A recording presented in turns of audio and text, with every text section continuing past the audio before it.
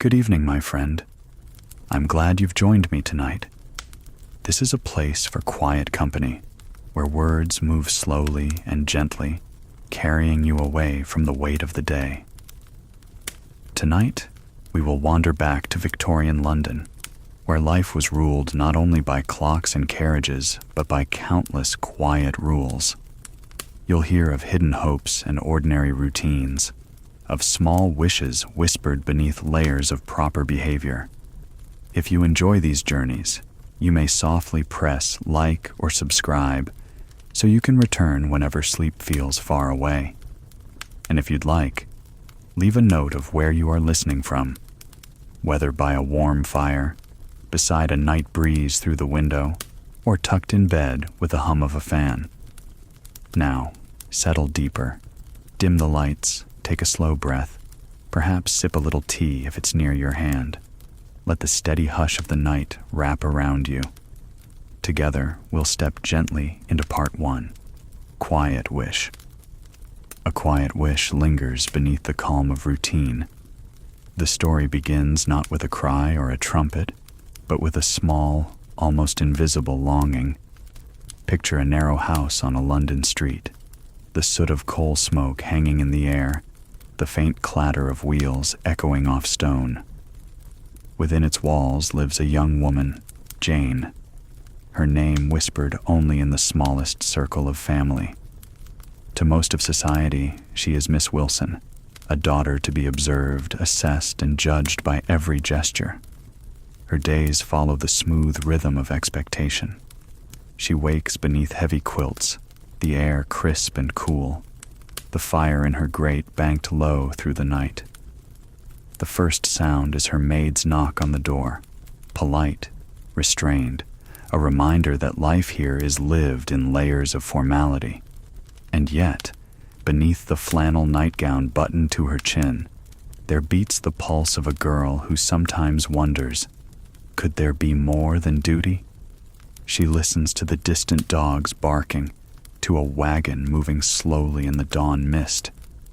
She imagines for a moment a life of simple freedom, walking without gloves, speaking without carefully weighed words, laughing loudly if she felt the urge. But even in imagining, her breath stills. Such thoughts are as daring as crossing a street without looking both ways.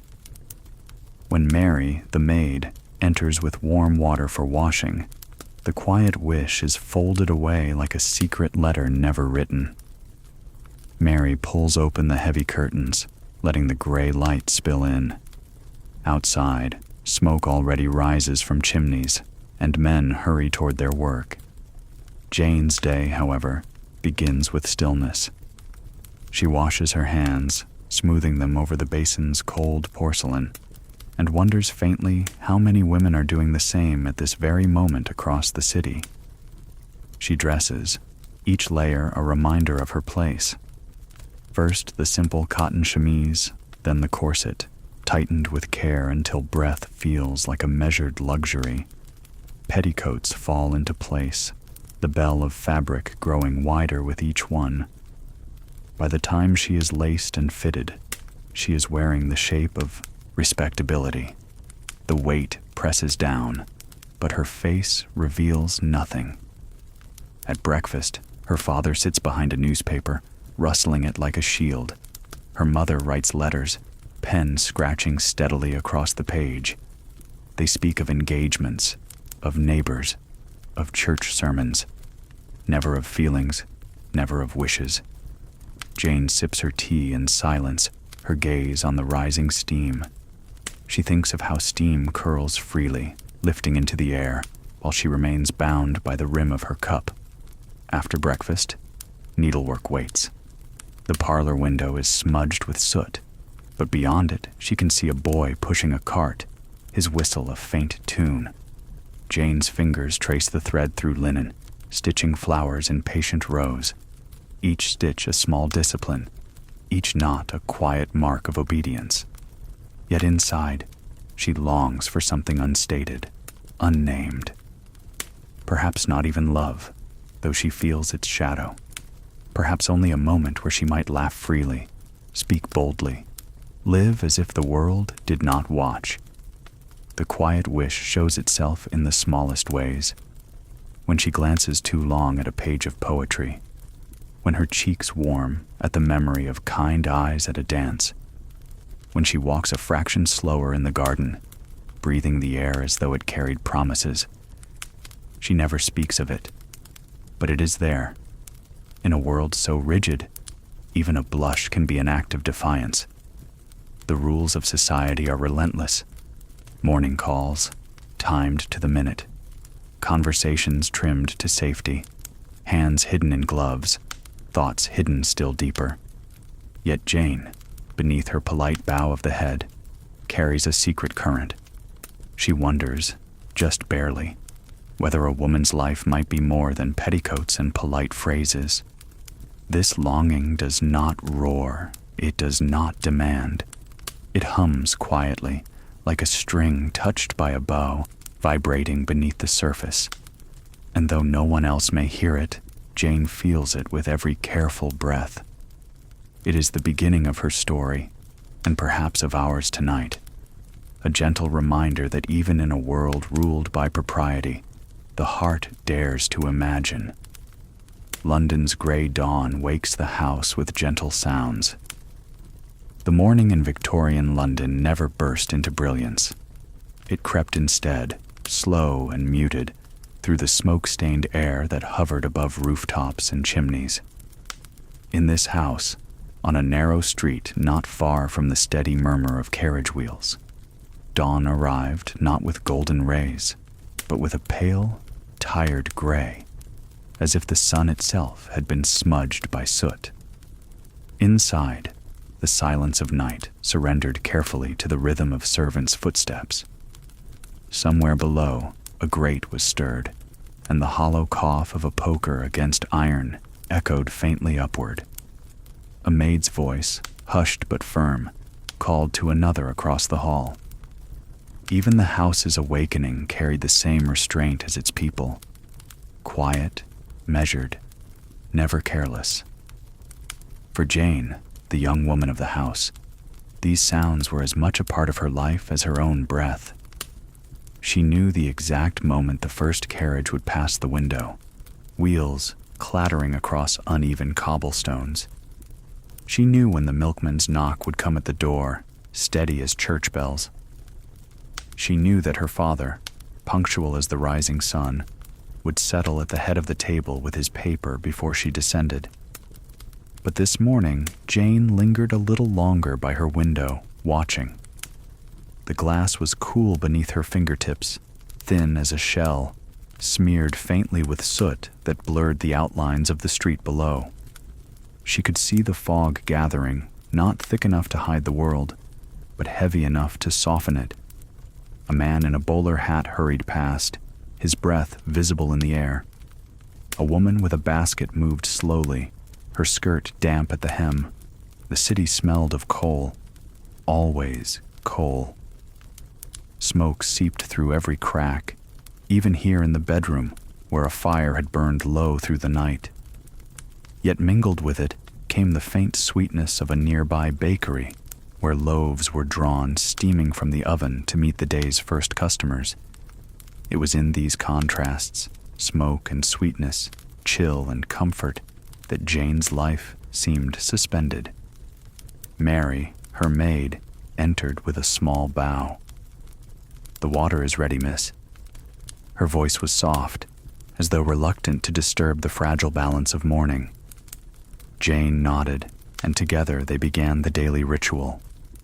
The basin gleamed white against the dark washstand, steam rising from it like a ghost of warmth. Jane's hands slipped into the water, the heat startling after the night's cold. She lingered there, fingertips tingling, as if savoring this one unguarded sensation before the rest of the day pressed down. Dressing was no simple matter.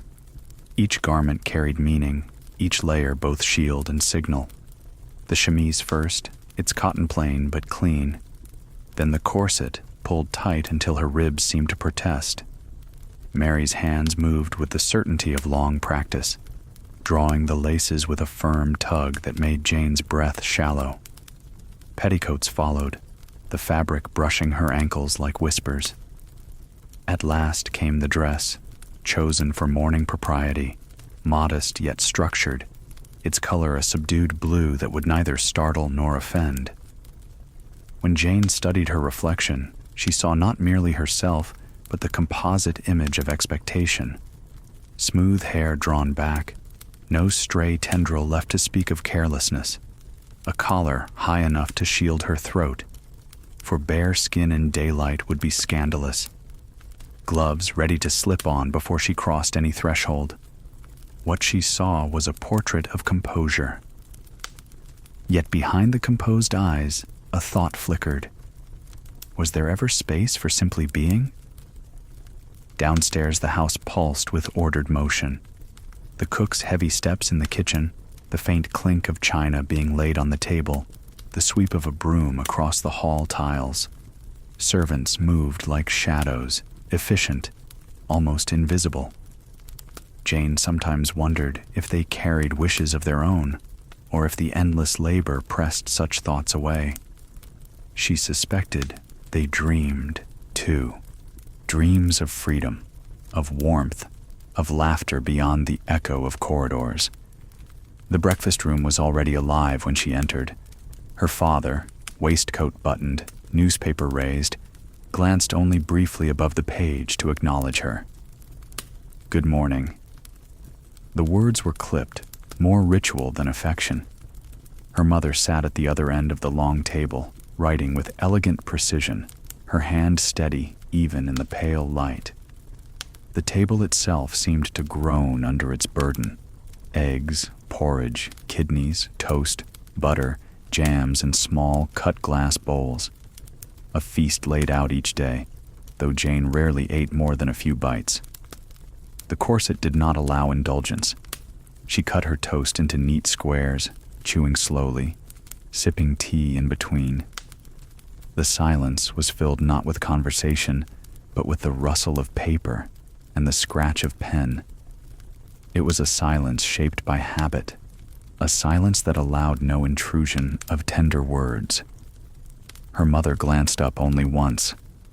"Remember to call on Mrs. Hartley this afternoon," she said. "Her daughter is recently engaged. You must offer congratulations, but ask no details." The warning was unnecessary.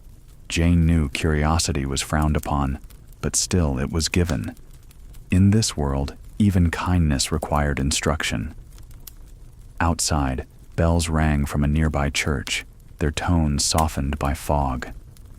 Through the window, Jane could see a lamplighter finishing his rounds, extinguishing the glow of night one lamp at a time.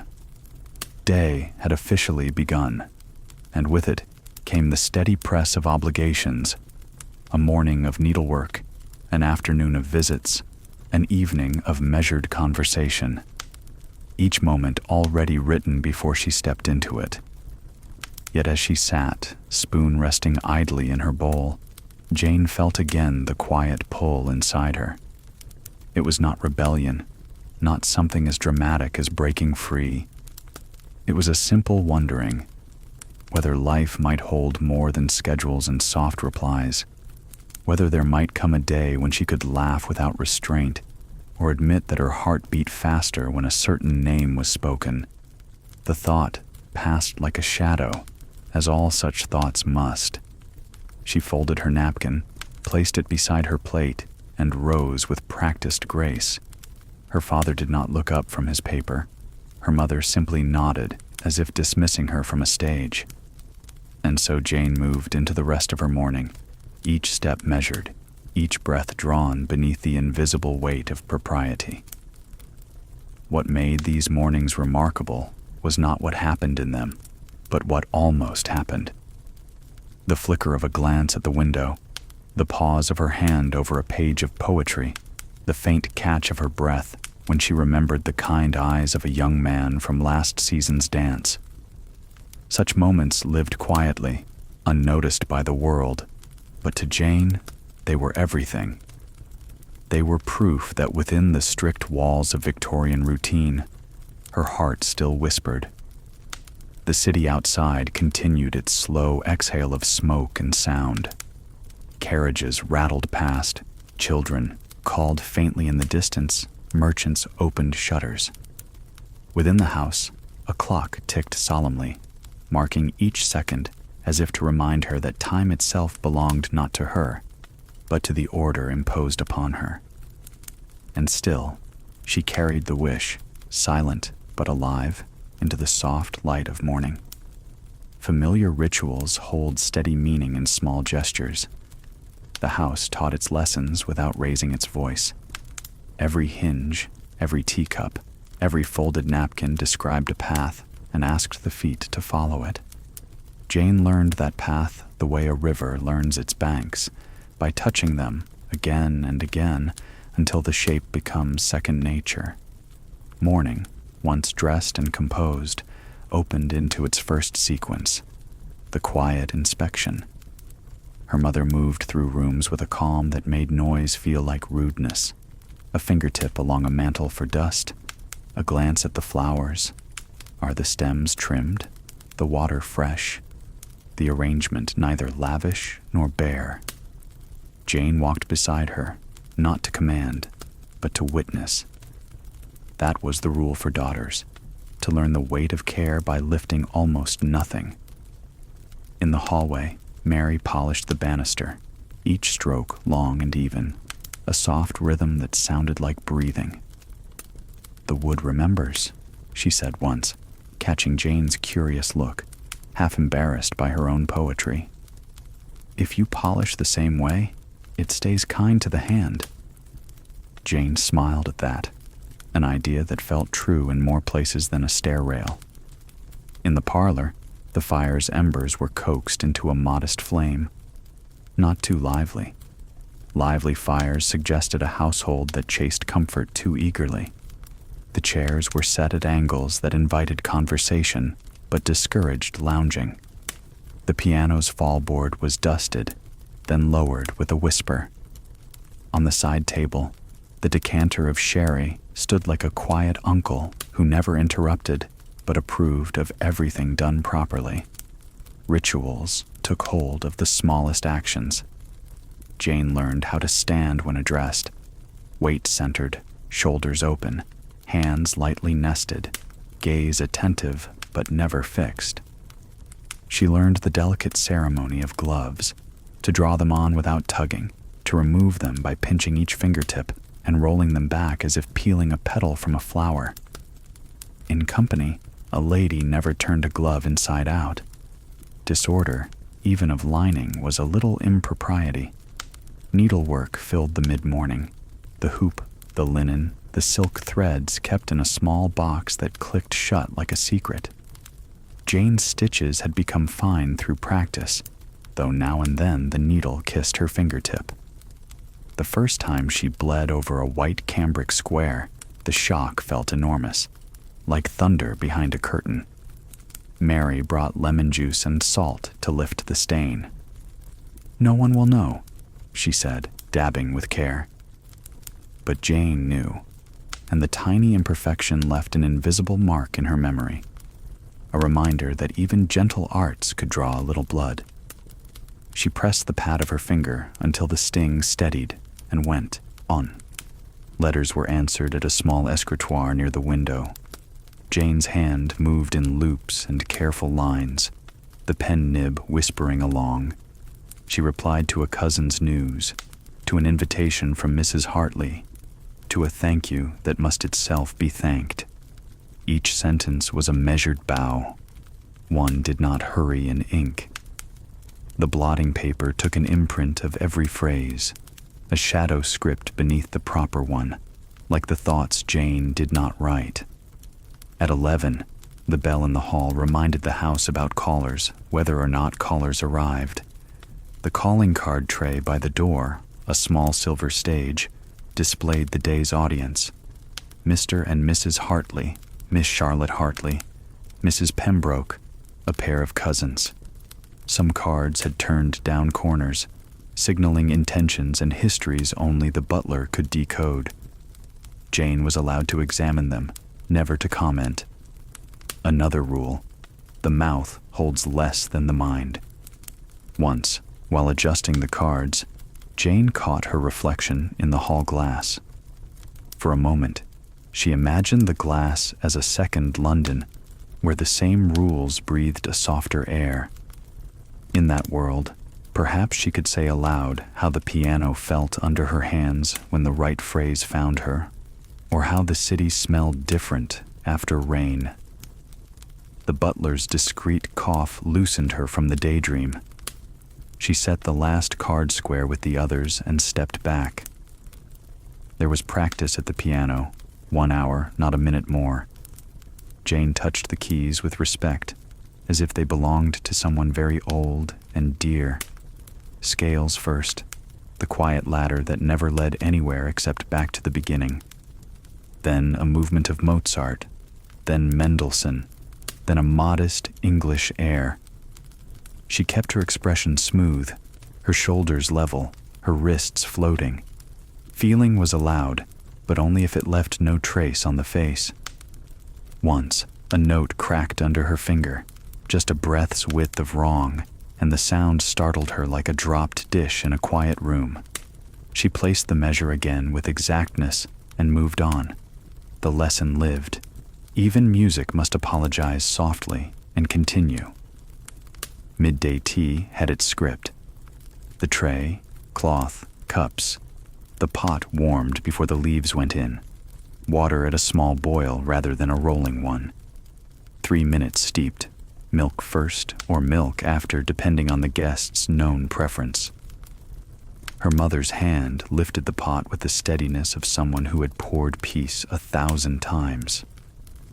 Jane learned to pass tea as if passing time itself, neither spilling nor rushing, acknowledging each person's presence without insisting on her own. After tea came reading, but not novels that raised the heart. An improving text, her mother would say, placing a book like a cool hand on a fever. Today, a collection of sermons sat open on Jane's lap, their pages calm as the surface of a pond. She read the words in order, but between the lines she saw other things. The walk she might take, the letter she might write to no one in particular, the curve of a certain smile at last season's dance. She closed the book briefly to steady herself, then opened it to the place again. The spine sighed like a patient creature. Mary brought in a parcel, ribbons from the milliner, pale as sunrise and stiff with newness. Choosing one was its own ceremony. Too bright would draw notice. Too pale would look like carelessness. Jane held each ribbon to her hair in the mirror, not for vanity, but as if listening for a note. The soft blue sang a little. No, hummed, and she set it aside with a nod. "That one," she said. Mary's eyes warmed, approving without speech. Outside, the weather shifted in its own small ritual. A spatter of rain that never fully committed, a brighter patch of sky that never quite broke through. A boy rattled by with a cart, selling coal. The handle of his cap was frayed where his fingers always caught it. Jane watched from the window and lifted her hand, but he was already past. A lady did not wave to strangers, though kindness sometimes wanted to. There were rituals of posture, how to sit in a crinoline without turning one's skirt into architecture. Jane practiced perching on the forward inch of a chair, back straight, ankles aligned like a secret handshake between feet. Rising required a small forward lean and a hidden push through the heels, as if trust itself helped one stand. Mary, who saw everything, learned to move a footstool with the speed and silence of a thought. Sometimes, the house offered a tremor that felt like comedy wearing a bonnet. Once, a spring in Jane's corset protested with a tiny ping, not a snap, but the suggestion of one. Jane froze, as if the room had grown ears. Mary, with hands like doves, adjusted the laces and tucked the sound back where it belonged. Another time, a calling card slid crookedly on the silver tray. its corner slipping over the edge like a daring toe.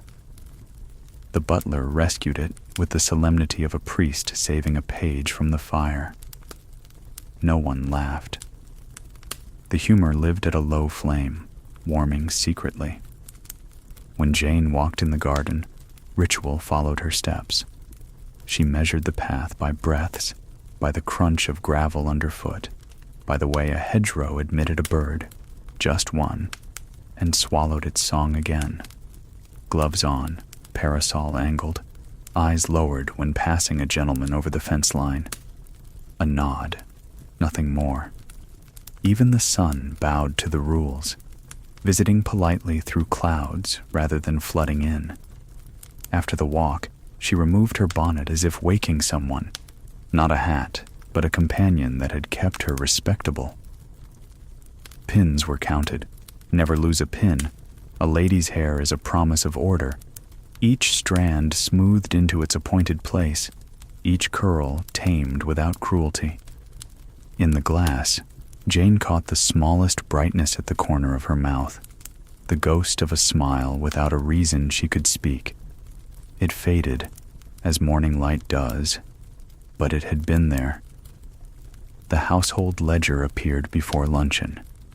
Jane sat with her mother to review expenditures: coal, candles, mending, fees for the music master, a donation for blankets at the vicarage. Columns of numbers marched down the page, polite soldiers of necessity.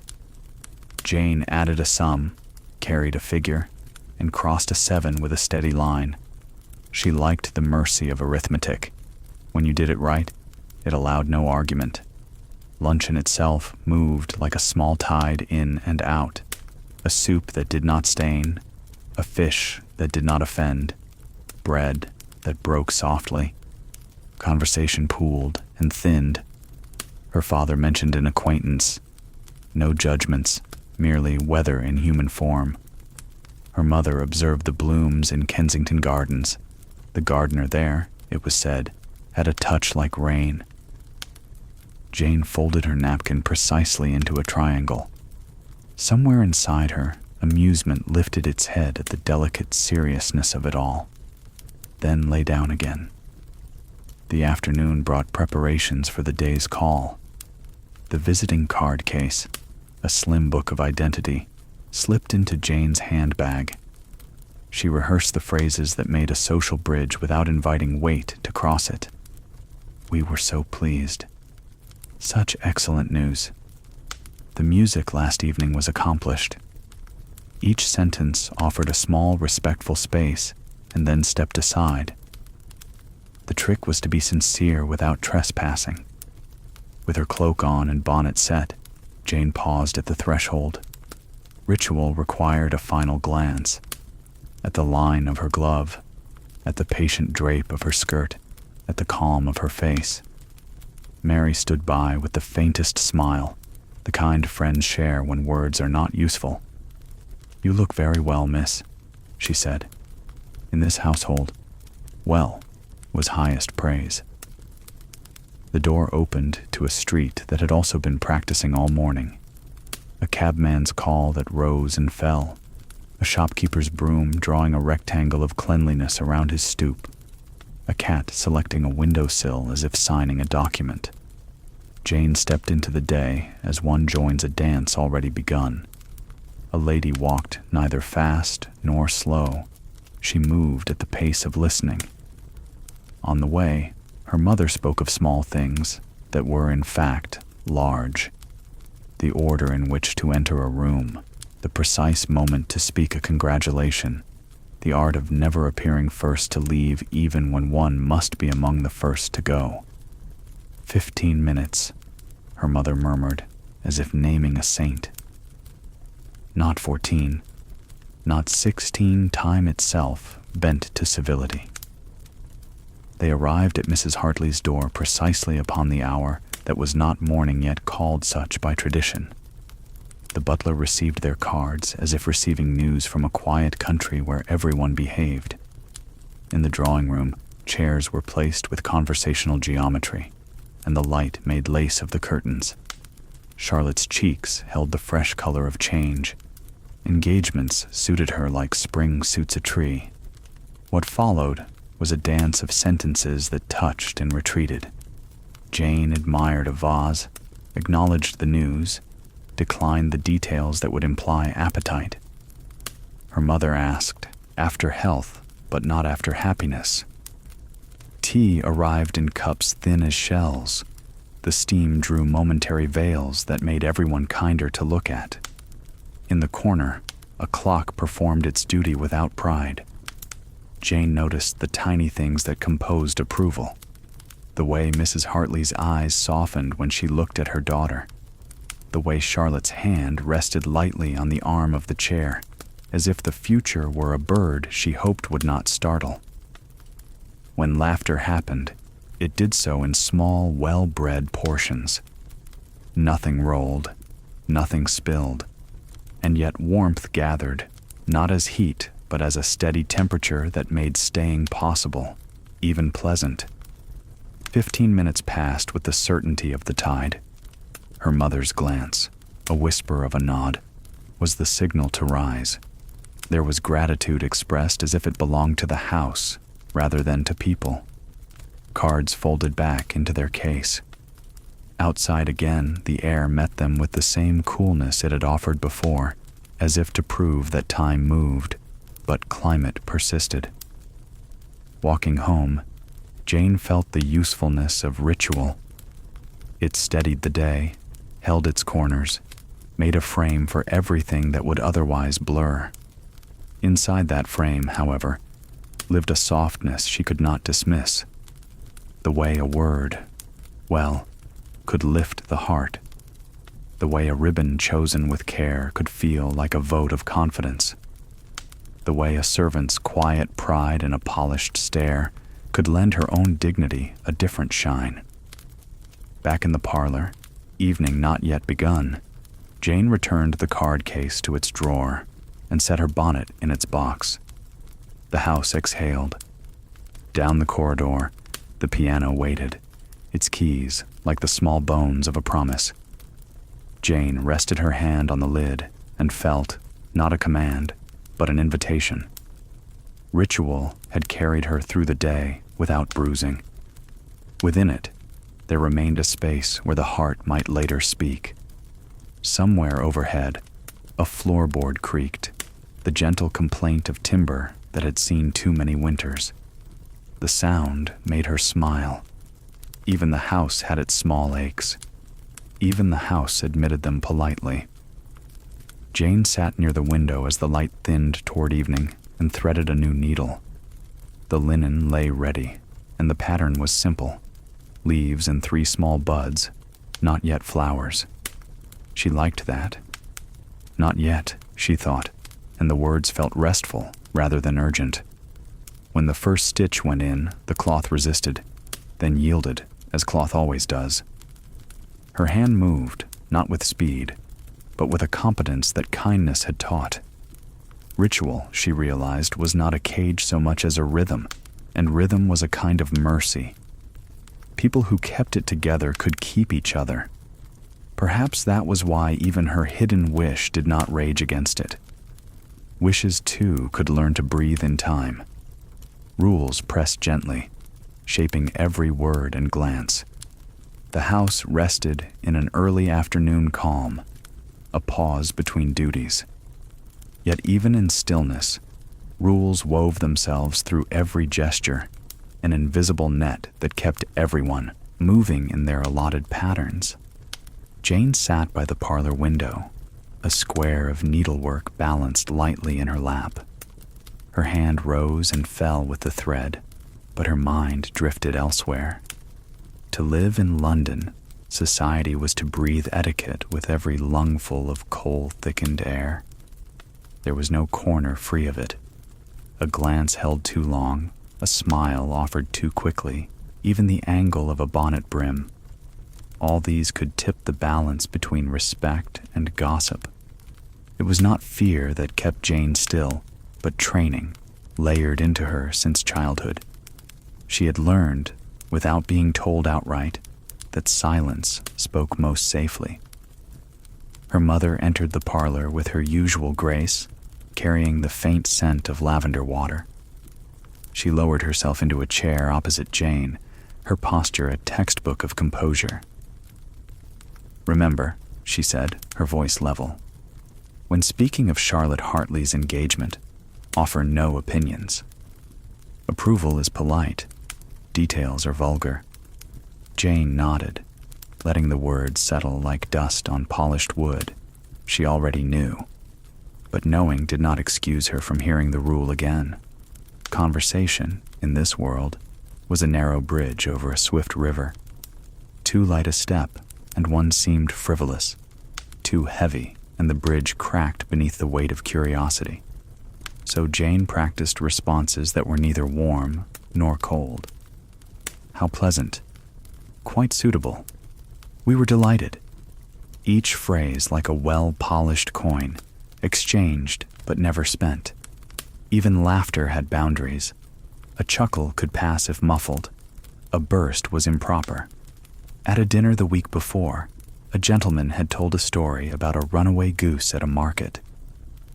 Jane had wanted to laugh, not because the tale was clever, but because the way he flapped his arms was absurd. She had pressed her lips together until the urge dissolved, her knuckles whitening around her napkin. Later, her mother commended her for her restraint. "A lady never draws attention to herself," she said. And so Jane learned to swallow joy as neatly as she swallowed soup. The gloves on her hands were barriers too, soft but firm. Leather in winter, cotton in summer, always between her skin and the world. Once, as a child, she had run barehanded across the garden, touching everything: the damp earth, the smooth leaves, the iron of the gate. She remembered the thrill of it, the way her palms had tingled with contact. Now, grown, she could not imagine stepping onto the street without her hands encased, as though even touch required permission. Books were another silent frontier. Her shelf held sermons, histories, improving volumes by respected authors. Novels, especially those with tales of love, were frowned upon. Too much feeling was considered unhealthy for a young lady's mind. Jane remembered hiding a borrowed romance under her pillow once, its pages worn soft from secret reading. The heroine had spoken boldly to her suitor, declaring her heart with words that rang like bells. Jane had closed the book with a racing pulse, then tucked it away before her mother entered. She knew better now. She read what was given to her, eyes steady, thoughts folded inward. Even music wore its leash. Jane loved the piano. It answered her with sound when words failed. Yet she had been told never to play with too much force. No swaying of shoulders, no dramatic flourishes. Emotion must flow, yes, but contained, like water in a vase. Once, during practice, she had felt the urge to let her hands run wild across the keys, to pound them until the sound filled the house. Instead, she struck a single wrong note, and the discord was punishment enough. She returned to measured scales, her heartbeat slowing again to the pace of propriety. Courtship was perhaps the strangest cage of all. A gentleman might tip his hat, might ask after her health, might escort her to a piano or offer a hand into a carriage. Beyond that, nothing. No words of affection, no confessions of admiration. All meaning lived in pauses, in the distance left between two bodies standing side by side. Jane recalled one dance last season, when Thomas Fairchild, his eyes kind, his steps careful, had guided her through the figures with uncommon grace. Their hands had touched for the briefest instant, gloved against gloved, and yet she had felt the pressure all the way to her chest. That was courtship, a world where silence thundered louder than speech. Her brother James lived in another country entirely, though they shared a roof. He could walk freely, dine with friends, stay late at his club, and speak his opinions as if they were coins scattered on the table. Jane listened to him describe political debates, horse races, even rumors from Parliament. None of it was hers to discuss. If she raised a question, her mother's eyes cooled, reminding her that curiosity in a young woman was not a virtue. So she let James's words drift past her, catching only the rhythm, not the content. He could live loudly. She must live quietly. The afternoon call that day offered another lesson in silence. Jane and her mother visited Mrs. Fairchild, whose drawing room gleamed with polished mahogany. Tea was served, and the conversation turned, as always, to safe topics. The weather, the church sermon, a musical evening scheduled for the following week. Jane listened, nodded, smiled when required. She felt Thomas's presence across the room, though their eyes met only once, briefly, like two candles flickering in the same draught. She longed to speak, of books, of music, of the way dawn light made the city glow.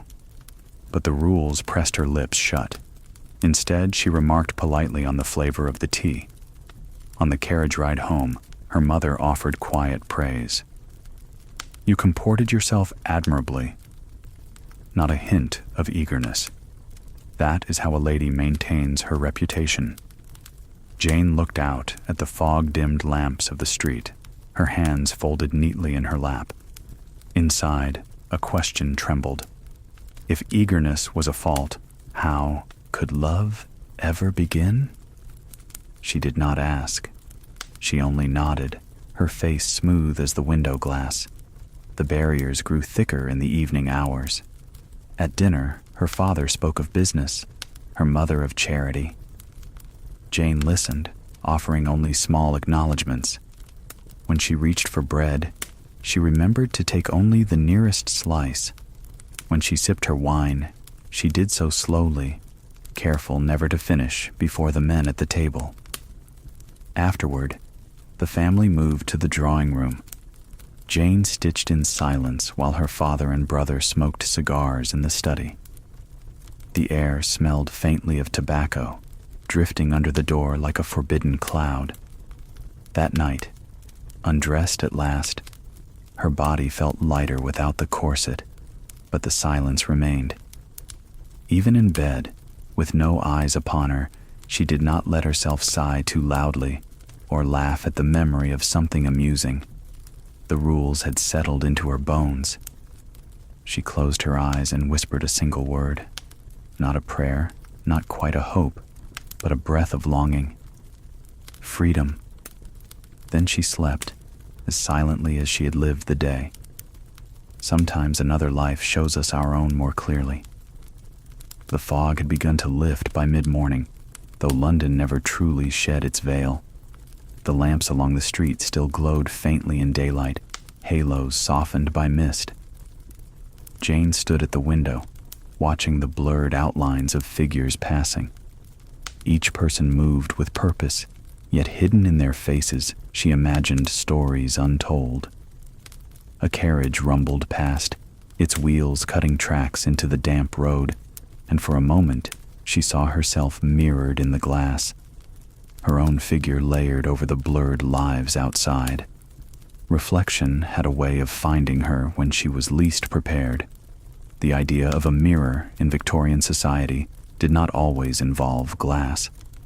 Sometimes it was another person, someone who reflected a possibility, a warning, or a quiet wish. For Jane, that figure was her cousin Emily. Though Emily lived within the same rules, she managed to bend them softly, like reeds that moved in the wind without breaking. That afternoon, Emily arrived for tea.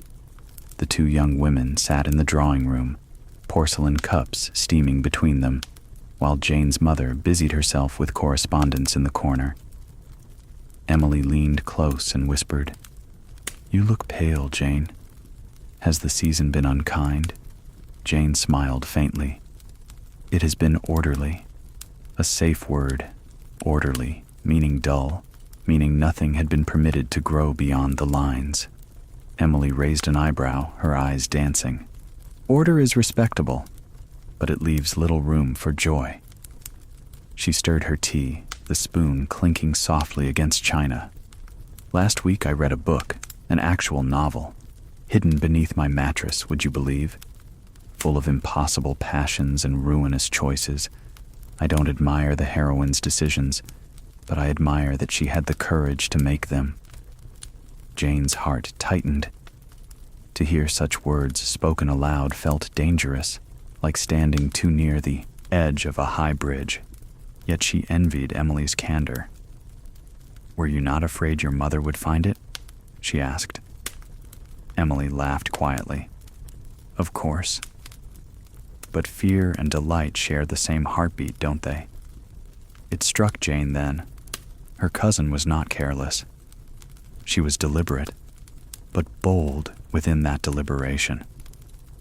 Where Jane had been taught to hide her longings behind embroidery and scales, Emily allowed hers to flicker into speech, into glances, into daring small rebellions. Watching her cousin was like holding a mirror up to herself and seeing a different face, one that smiled more freely, one that leaned forward instead of back. Later, when the tea things were cleared away and her mother left the room, the two cousins sat together at the piano. Emily pressed a chord, loud and unexpected, her fingers heavy on the keys. "Listen," she said. "The sound carries even when it breaks the rule." Jane shushed her instinctively, afraid of being overheard, but Emily only grinned. "What harm in a little sound?" Jane tried then, just once, allowing her fingers to strike the notes with more force than usual. The piano answered with a fullness that startled her. It was not improper, not exactly, but it trembled at the edge of it. Emily clapped softly. "There. That's what I mean. You have a voice beyond the rules." The sound hung in the air long after the keys were quiet. Jane felt both exhilarated and ashamed, as though she had stolen a sweet from a tray not meant for her. Yet she also felt alive. Her pulse quickened, her breath fuller. She realized that Emily, in her way, was showing her another life. Not a reckless life, but one with more air in it, more color. When Emily departed, Jane remained at the piano, pressing a single soft note again and again, letting it fade before striking it once more. It was as if she were testing the limits of silence. The house itself seemed to listen. From the corridor came the faint sound of Mary humming while folding linen. The hum, too, was a rule bent, for servants were meant to keep their voices hidden. Yet even Mary risked a little sound when she thought no one would hear. In the days that followed, Jane carried Emily's example like a hidden charm. At Mrs. Pembroke's gathering, when conversation turned to flowers, she allowed herself to say more than the safe remark. "I think roses are most beautiful when they've just begun to fade," she said. There was a pause, a glance from her mother, but no rebuke. The remark settled gently, and someone else agreed. It was small, but it was hers. At church, as the hymn swelled, Jane let her voice rise a fraction louder than usual. Not enough to stand out, but enough to feel her throat open, her breath steady. She thought of Emily again, of daring to press the piano's keys too hard. She thought of the goose story at dinner, of the laugh she had smothered. She smiled, just slightly, but openly, and for once did not feel the need to smooth her face afterward.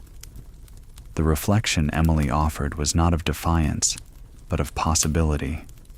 In that mirror, Jane saw that her own restraint could be balanced with moments of genuine expression.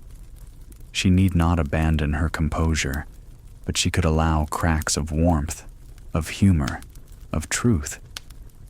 The thought was frightening and liberating at once. One evening, as she walked alone in the garden, Jane caught her reflection again, this time in a darkened window. For a heartbeat, She thought it was Emily looking back. Same posture, same dress, same silhouette softened by dusk. But the eyes staring back were hers alone, steady, waiting. In them, she saw a choice, not a rebellion, but a path to walk with more breath, more heart. The city hummed beyond the garden wall. A carriage clattered past. A vendor's call drifted through fog. Life outside moved with freedom, messy and loud. Inside, her life moved by rules. But now she knew the rules were not iron bars. They were glass panes. They could contain, yes, but they also reflected. And through reflection, she could glimpse what else might be. Emily would continue to visit, to whisper daring thoughts and play loud chords. And each time, Jane would listen, not only to her cousin's voice, but to the echo in her own heart. For perhaps that was the true purpose of a mirror figure, not to lead you astray, but to remind you that you exist, whole and vivid, even when the world insists on silence. A spark of kindness slips through quiet formality. The day unfolded like many others. The clink of china in the dining room, the rustle of skirts in the hallway, the steady rhythm of boots on cobblestones outside. Yet woven into that ordinary fabric came small threads of kindness, fragile, almost invisible, but stronger than the stiff weave of rules. Jane often found herself watching for them, as one might watch for a candle flame in a drafty corridor. That morning, she descended the staircase with her mother, their pace measured. Mary, already busy at the base of the stairs, stepped aside to let them pass.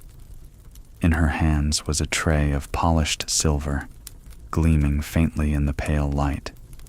A spoon slipped and clattered, and though her mother's brow tightened, Jane bent quickly and caught it before it struck the floor. She placed it back on the tray without a word. Mary's eyes flickered to hers, gratitude without speech. A rule had not been broken, but kindness had moved faster than propriety. At breakfast, her father remained behind his newspaper, his face a wall of print. He nodded once at Jane, the ritual greeting done. Yet beneath the paper, she noticed how he shifted the plate of toast nearer to her without looking up. It was a small gesture, so small that her mother did not remark on it. Jane, however, felt warmed.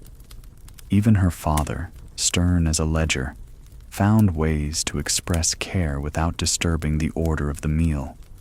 Later, in the drawing room, her needle slipped, and the prickle of blood bloomed at her fingertip. She inhaled sharply, fearing the crimson dot might mark the linen. Before she could reach for her cloth, her mother set aside her own work and handed her a folded handkerchief, freshly laundered. "Press here," she murmured, then resumed stitching without another glance. The kindness was brisk, unadorned, yet it filled Jane with an unexpected ease. It was often like that. Kindness arriving in disguise, dressed as practicality, rarely named, never announced. A servant who left a window cracked to air a room because she had noticed Jane's fondness for fresh breezes. A shopkeeper who slipped an extra ribbon into the parcel, pretending it was part of the order. A neighbor who pressed her hand during church, as if to say, "We endure this sermon together." These sparks glowed brightest when Jane thought of Thomas Fairchild. His attentions never breached propriety, yet within the rigid walls he found small doors of kindness. At Mrs. Hartley's musical evening, when Jane rose to play, Thomas offered to turn her pages. His hand hovered near, never touching hers deliberately, yet once the corner of his finger brushed against her knuckle as he turned the sheet. The contact was brief, almost nothing, but it warmed her for hours afterward. When she faltered on a passage, her hands trembling from nerves, Thomas did not look at her with alarm or pity. Instead, he kept his gaze on the score, steady and calm, as if his quiet composure might lend her some of its strength. The kindness lay not in rescuing her, but in letting her recover her dignity without drawing notice. She finished the piece, cheeks aflame, but lifted by the knowledge that someone had stood beside her in silence. A week later, at the exhibition in the Royal Academy, kindness took another form. As they moved through the crowded gallery, Jane's eyes lingered too long on a portrait. She nearly collided with another visitor, a gentleman with sharp eyes and a smirk that unsettled her. Before she could apologize, Thomas stepped subtly forward, his presence a shield. He did not speak a word, yet the man's smirk faded, and Jane felt the breath return to her lungs. Protection, offered without claim or flourish, was a kindness she had not expected. Even Emily, her cousin with the daring spirit, wielded kindness in her own way. She whispered encouragement when Jane's nerves threatened to undo her, nudging her toward laughter instead of fear. "Rules are walls," Emily once said, "but kindness is a door you can open from either side." Jane remembered that often, especially when she feared her own silence would become too heavy. Yet kindness in Victorian London had limits. Jane learned this when Mrs. Pembroke's name came up in conversation. Whispers spread that she had been seen riding alone with Mr. Foster, and the scandal sharpened quickly. No one offered her the kindness of silence. No one excused her as lonely or mistaken. Instead, each polite household shut its doors, one by one, until Mrs. Pembroke vanished from the calling cards. Jane felt the chill of it deeply. A single ride in a carriage had undone a lifetime of careful conduct. The rules forgave no misstep. Kindness, in this case, was swallowed whole by judgment. That knowledge made Jane cling more tightly to the smaller mercies. She found herself cataloging them in her memory. The way Thomas inclined his head just a fraction longer when greeting her, as if saying more than words could allow. The way Emily pressed her arm in a crowded room, sharing courage. The way her father's hand trembled slightly as he passed her a slice of bread, betraying the affection he never spoke. Kindness was not loud. It did not declare itself. But in a society where restraint was everything, kindness was the language of rebellion, spoken in gestures too small to punish. Jane began to see it everywhere. A maid smoothing her pillow with an extra touch, her mother pausing before a rebuke to soften her tone, Thomas's eyes brightening just enough to tell her he saw her, really saw her, beneath all the rules. In the quiet of her room that night, Jane opened the drawer where she kept her small treasures. Among them lay the book of poetry Thomas had sent, with one verse underlined. She traced the words with her fingertip. The heart of the listener is moved by the skilled hands of the player. The gift itself had skirted the rules.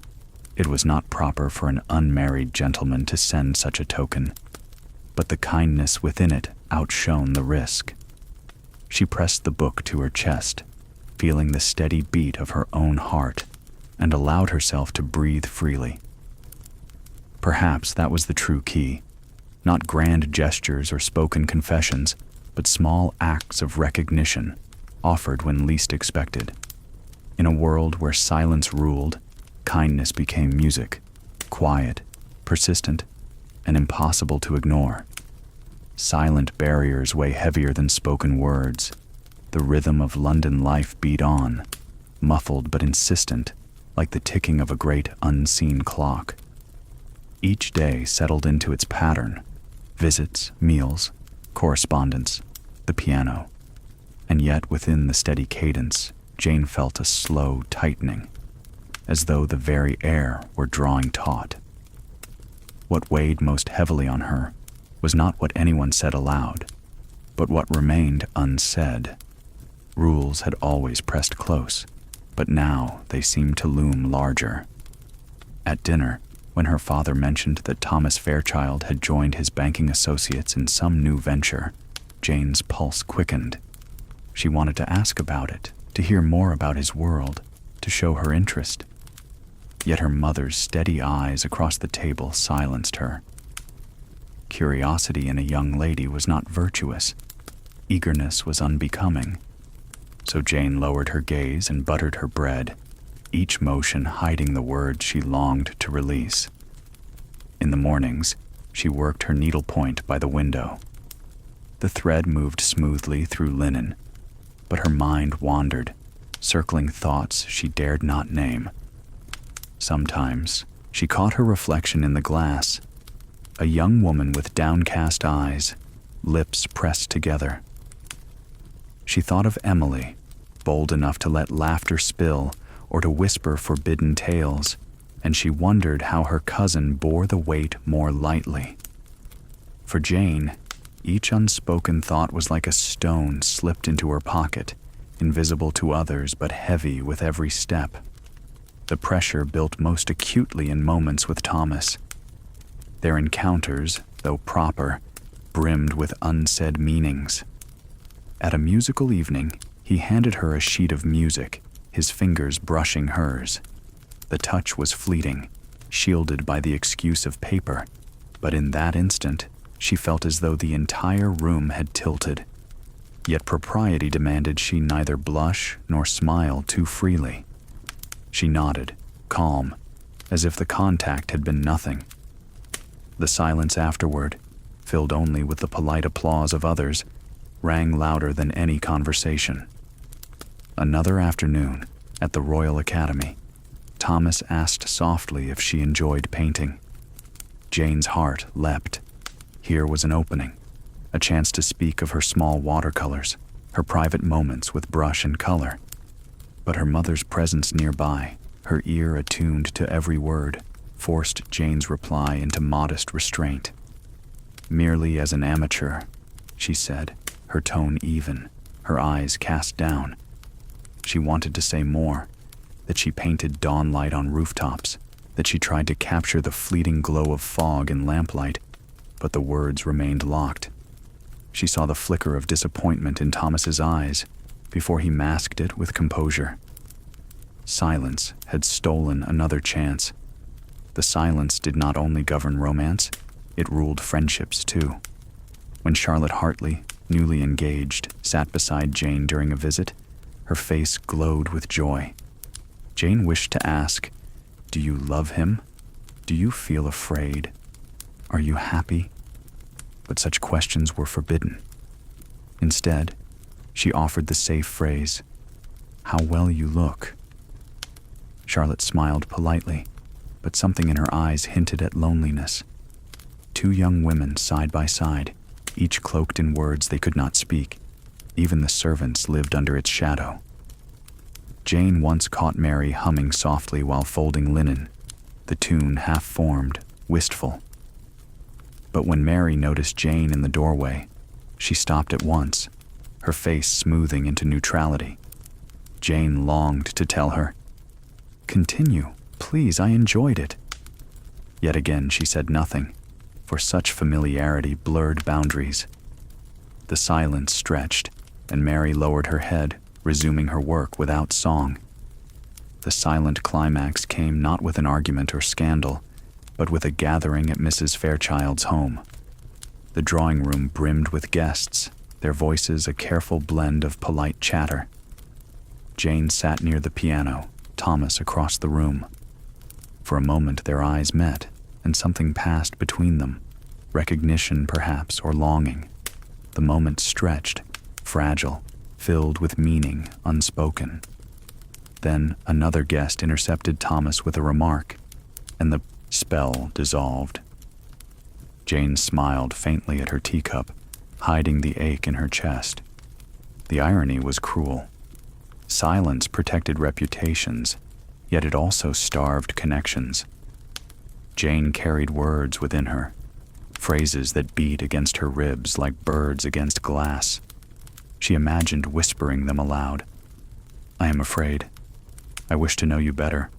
I long for something freer." but her lips remained sealed, her face serene. The performance continued, flawless on the surface, fraying beneath. That night, in her chamber, the silence pressed hardest. Mary unpinned her hair, layer by layer, until it tumbled loose. Jane stared into the mirror, watching her own reflection. She looked the part of a proper lady. Smooth skin, composed features, gown folded neatly over the chair. Yet in her eyes, she saw the storm of words unsaid, swirling like smoke in a sealed room. She wondered how long a person could endure such weight before something cracked. And still, the rules held. She blew out the lamp, lay down, and folded herself into the quiet. Outside, the fog muffled the city's noise, and inside, her heart beat against silence, louder than any clock. Meaning often hides in gestures too small to name. The following week drifted into a pattern of mild weather and muffled expectations. Coal smoke thinned in the air, and faint warmth hinted at spring.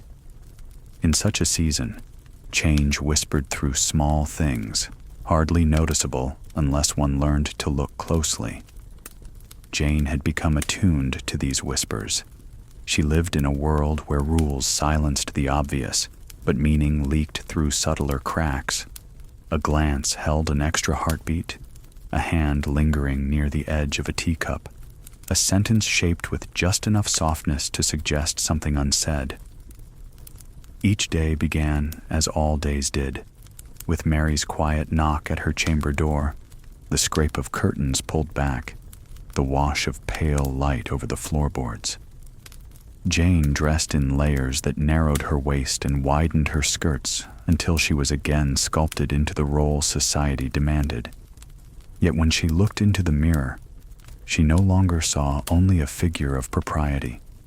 She saw the faintest signs that something stirred beneath. A blush that arrived too easily. A smile she forgot to smooth away. At breakfast, her father spoke of markets, her mother of correspondence. Jane listened as always, but her attention slipped toward the small shift in her father's hand.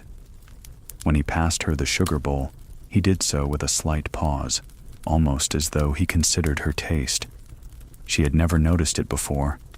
It might have been accident or courtesy, yet she took it as care, and it warmed her chest more than the tea. Later that morning, Jane sat in the drawing room with her embroidery. The thread pulled neatly, the rhythm steady. But her eyes lifted often toward the clock, waiting for the hour of her mother's walk. She knew Thomas sometimes appeared in the park, though nothing had been promised. She wondered if he, too, relied on subtle signs, the shift of a bonnet, the quickening of a step, the pause at the sight of someone familiar. The park was bright with weak sunshine. Families strolled, children darted, dogs strained against leashes. Jane walked beside her mother, her own pace carefully measured. Then, as though summoned, Thomas appeared on the path. His bow was precise, his words polite, his attention shared equally between Jane and her mother. Yet, within the formality, Jane noticed the signs. The way his voice dipped slightly when addressing her, the flicker in his eyes that brightened not at her mother's remarks, but at hers. They spoke of the weather, of the paintings at the Royal Academy, of a new piece of music circulating in parlors. Yet behind each phrase, Jane felt the undercurrent. When she mentioned that she had admired Turner's landscapes, Thomas nodded with particular interest, asking which brushstrokes she liked best. It was a safe question, but it lingered on her longer than needed. To her mother, it was nothing. To Jane, it was everything. Even partings carried signs. As they prepared to leave, Thomas inclined his head, his bow identical to every other bow he had offered that day. But Jane saw the fraction of a second he held her gaze before lowering it. Her heart leapt, though her face remained smooth. Such was the currency of their world. meaning traded in moments so small they could be denied if ever questioned. At home, Jane replayed the walk in her mind. She thought of the way Thomas had stood, shoulders squared but tilted slightly toward her. She thought of the deliberate calm in his voice, which could not quite hide a current of eagerness. She thought of how her mother had seemed satisfied, her eyes soft as though she too recognized what passed between them. The signs were subtle, yes, but they accumulated like drops of rain, filling a quiet basin until it brimmed with unspoken possibility. Other signs appeared in unexpected places. When Emily visited, she teased Jane lightly about her distracted air. "You listen less and dream more," she said, smiling. "I would wager I know why." Jane blushed, but did not reply. Even silence became a sign. Emily laughed and pressed her hand, no more questions asked. At church during the hymn, Jane felt the brush of Thomas's gaze from across the aisle. He sang without flourish, his voice measured like all things, yet when their eyes met, briefly, between verses, Jane felt it as surely as if he had spoken her name. The hymn rose around them, solemn and restrained. But in that fleeting exchange there was a warmth no rule could extinguish. In the evenings, Jane found herself noticing more than before. The way Mary placed her nightgown across the bed with a faint extra smoothness, as though tucking comfort into the folds. The way her mother paused at the window before drawing the curtains, her lips curving in what might have been reflection or regret. The way her father lingered over his glass of port, his eyes softening for just a moment before hardening again. All of them lived within rules, yet kindness and longing and memory slipped through in signs too small to forbid. One afternoon, while practicing piano, Jane pressed a note with more weight than usual. The sound filled the room. She saw her mother glance up from her letter writing, brows slightly lifted. Jane hesitated, ready to apologize. But then her mother said nothing, only returned to her pen. A subtle sign in itself. Permission given by silence, or at least indulgence not withdrawn. Jane allowed herself another loud note, then smoothed the music back into gentleness. The subtle signs grew into a quiet language. A tilt of the head meant, "I see you." A pause before the door meant, "I hope to linger." A single folded smile meant, "I understand." Jane learned to speak it fluently, though never aloud. In a society where grand gestures were forbidden, the smallest details became messages of hope, stitched into the fabric of daily life. That night, as fog wrapped the city and the lamps glowed dimly through it, Jane stood by her window. Somewhere across London, Thomas might also be gazing into the mist. Perhaps he thought of her, perhaps not. She could not know. Yet she traced the faint condensation on the glass with her fingertip, drawing a tiny curve. A heart? No, too daring. A leaf instead. Still, the meaning was hers. A subtle sign to herself that within silence, she carried a voice no rule could silence. An unwelcome presence unsettles the calm order. Late afternoon settled over London with a tired, pearly light, the kind that softened every edge and put a hush in the streets. Jane and her mother had chosen this hour to visit the Royal Academy again, an acceptable outing, modest in ambition, charitable to the nerves. Inside, the gallery breathed its learned quiet, a shuffling of shoes on waxed floors, a restrained murmur at each canvas, the occasional cough wrapped quickly in a handkerchief. Paintings glowed along the walls, landscapes imagined in gentler skies than London's, portraits whose calm faces had never met coal smoke. Jane carried herself with the practiced grace of a young lady accustomed to rooms where silence held the ceiling aloft. She admired a Turner, the fog of seacoast becoming light itself, then drifted to a smaller work, a study of a woman at a window, the pane clouded with breath. Jane felt an ache of recognition. The painter had understood waiting. She stood a little longer than was prudent, eyes soft, until her mother's gloved hand brushed her sleeve, a reminder to keep moving, keep breathing in the approved measure of attention. "Miss Wilson." Thomas's voice arrived before he did, gentled by distance and by care. He approached with his usual restraint, bowing to her mother first. Formal words followed, courtesies, the proper scaffolding, but his gaze lingered with the faintest spark when it found Jane. They spoke of the collection, of light caught in varnish, of brushwork that seemed to breathe. It felt safe, this language of surface and technique, yet meaning ran beneath it like a cool current. Only then did the air change, not as a draft through a door, but as a weight added to a tray, already full. Jane did not at first see the source. She felt it, a prickle at the back of the neck, the sense that a gaze had fixed itself upon her with the patience of a hawk.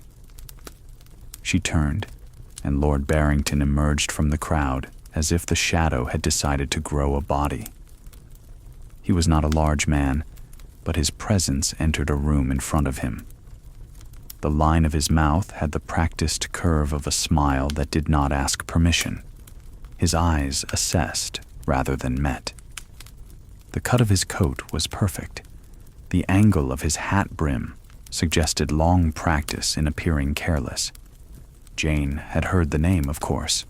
One hears many names in drawing rooms, and had learned from the tone that accompanied it which doors opened and which quietly shut.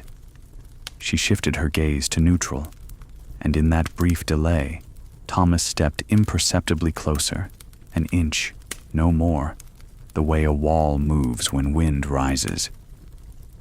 "Fairchild," Lord Barrington said, as if greeting a junior clerk. "Mrs. Wilson." He bowed, and then his attention fixed on Jane with a gleam that made the gallery feel smaller. "And Miss Wilson, whose taste in pictures is rumored to be as refined as her performance at the pianoforte." Rumored to be. Jane felt the thread run from his words into rooms where she had never stood. Her name, evidently, had traveled without her. She inclined her head in a way that admitted nothing. "My taste is that of a pupil," she said, grateful for instruction.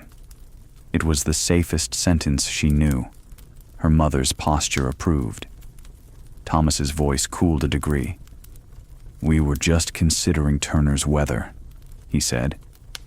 "You may prefer the other gallery, my lord." The battle scenes. The suggestion was both guide and gentle dismissal, delivered in cotton rather than steel. But Lord Barrington did not incline toward dismissal. He let his gaze rest on Jane's gloved hands, as if they were an anecdote he intended to repeat later. "Weather bores me," he said, smiling so that the words might pass for wit. "I prefer a face that answers back."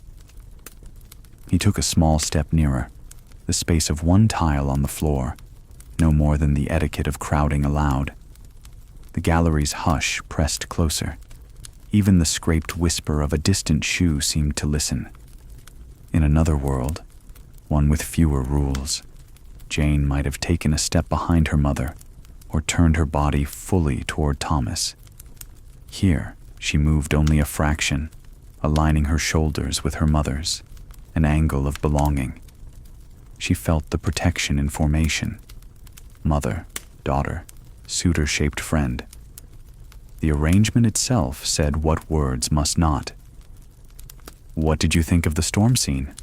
Thomas asked Jane, choosing at once a question and an escape route. "The whites, the way the painter laid them in along the crest, did they strike you as honest water or as theater?" Jane let relief steady her breath. "Honest enough to remember the chill," she answered. and heard Lord Barrington's small laugh as though a private jest had been successful. "A poet?" He tilted his head. "Miss Wilson, would you permit an introduction at my mother's salon next week? I should value your opinion of a small collection. Miniatures. Very private." The word private slid into the air like a pin. Her mother's smile was exact. "We are much engaged in the coming weeks," she said gently, which in their language meant no. "Our thanks, however, for the consideration." "Consideration?" he repeated as if tasting the word. "But of course." His eyes returned to Jane. "We should not press gifts that are unwilling." He looked at Thomas then, the smile remaining but losing temperature. "Fairchild, the city speaks well of your family's fondness for caution." Thomas did not blink. "Caution is an underrated friend." "And yet sometimes," Lord Barrington went on, "one tires of friends who always leave the party early." He made a half bow that seemed to perform for someone watching from behind him, then drifted away, as if boredom had been the natural end of their exchange, rather than refusal. He left behind no physical trace, no scent, no rustle. Yet the air demanded a steadying breath. Jane became aware of the painting before her again, the woman at the window, and felt newly, sharply, how much open glass resembled risk. She kept her gaze on the frame. "Forgive me," Thomas said softly, his tone still public but pitched to her. Had I guessed?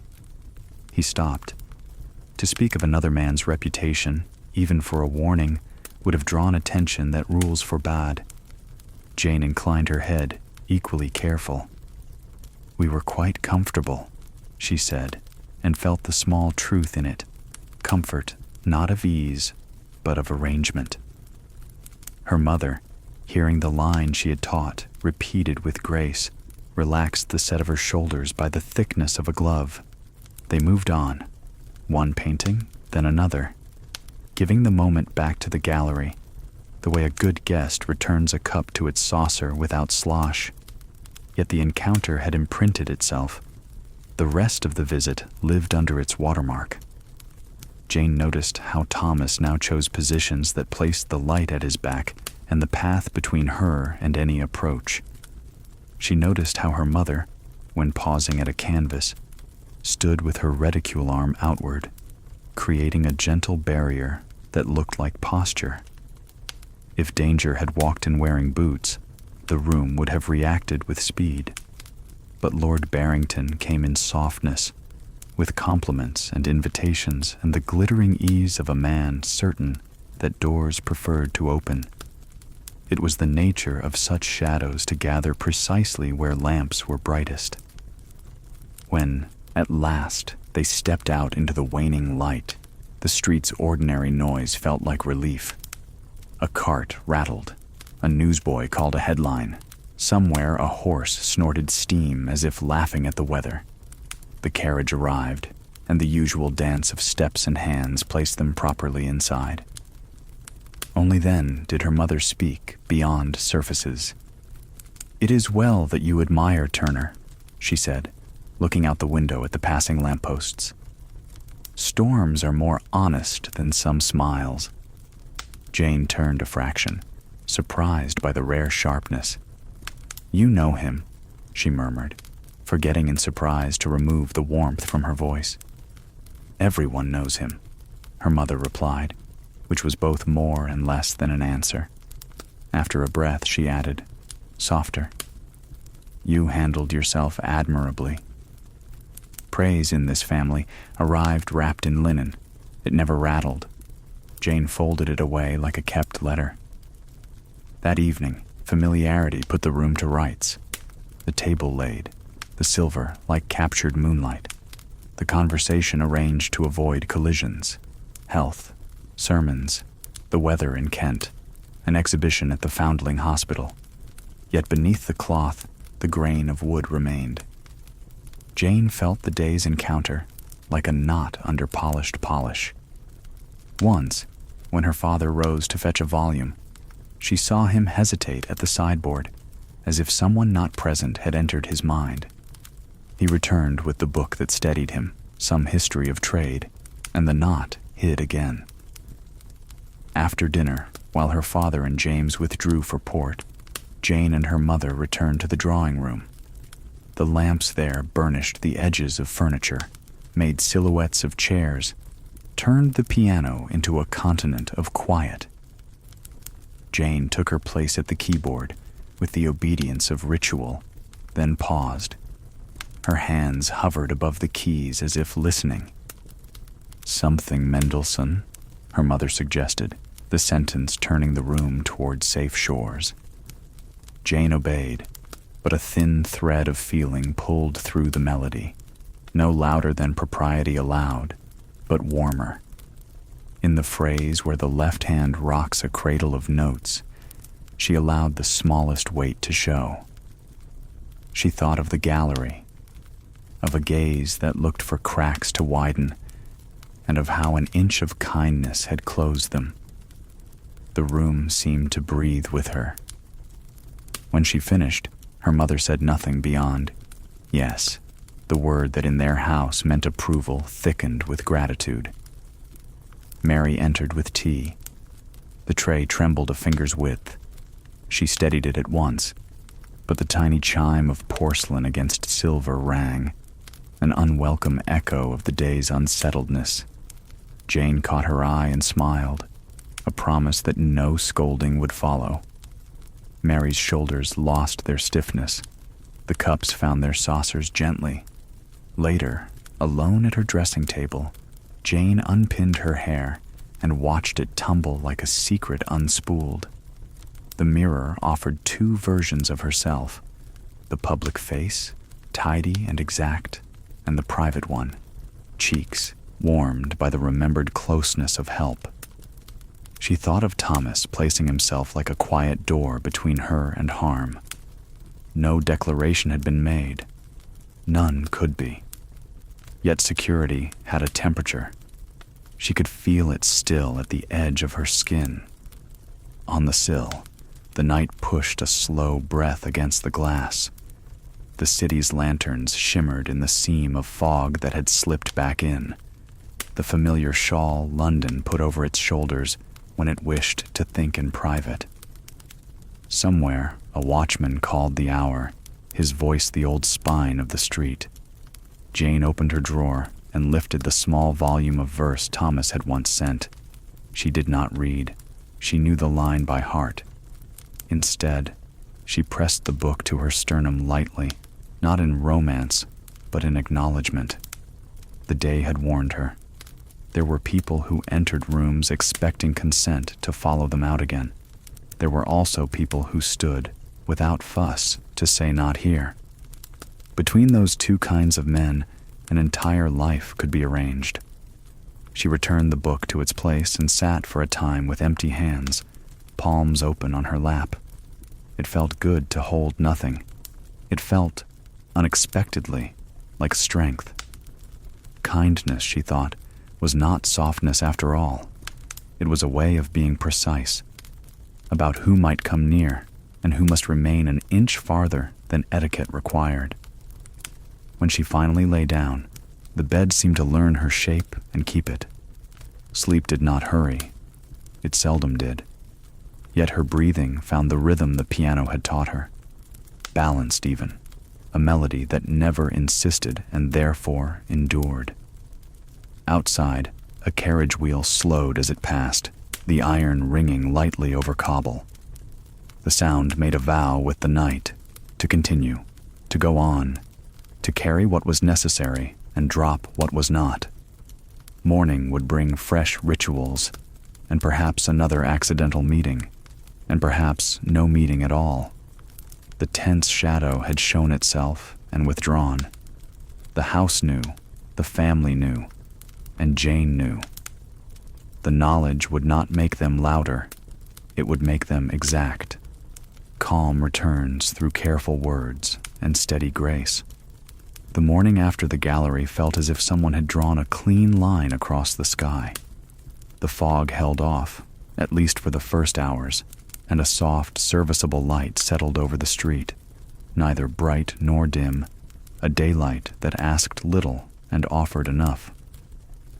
Jane rose with that same feeling in her chest, not triumph, not joy, but a quiet unclenching. The shadow of yesterday had not vanished exactly.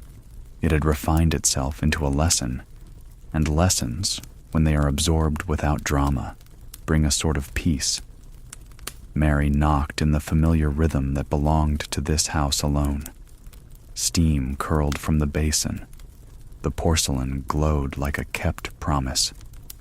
While Jane washed, she noticed a tiny chip on the rim she had never seen before, no bigger than a sesame seed.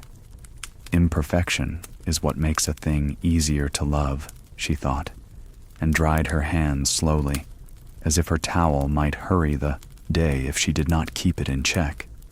Downstairs, the breakfast room carried its modest theater.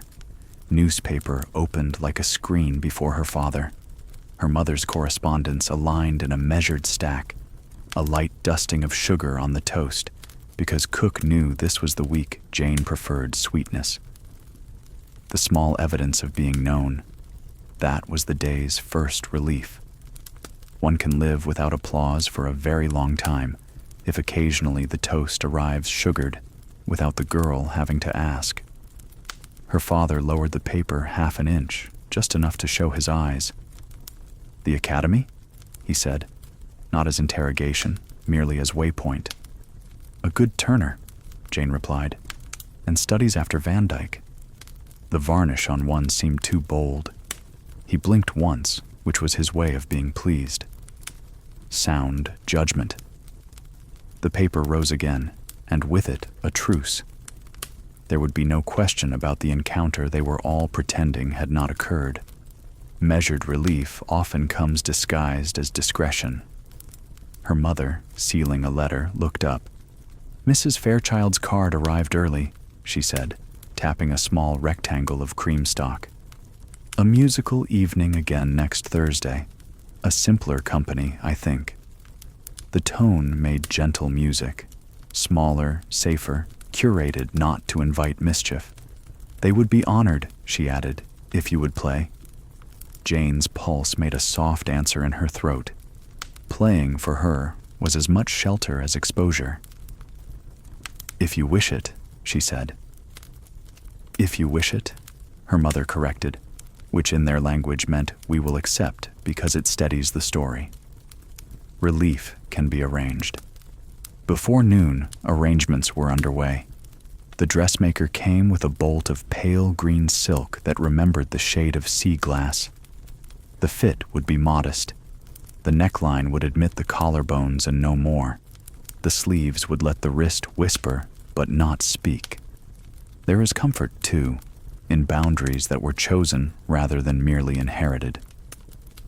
"This is honest fabric," the dressmaker said, smoothing the silk with a palm that had learned to read. "It will not shine too loudly under gaslight." Between pins and tucks, the afternoon found its pace. Ledger checked. Letters answered in strokes that never stabbed. A short walk in air that smelled of coal, but also of baker's yeast. An aroma that ennobled the coal by standing beside it without complaint.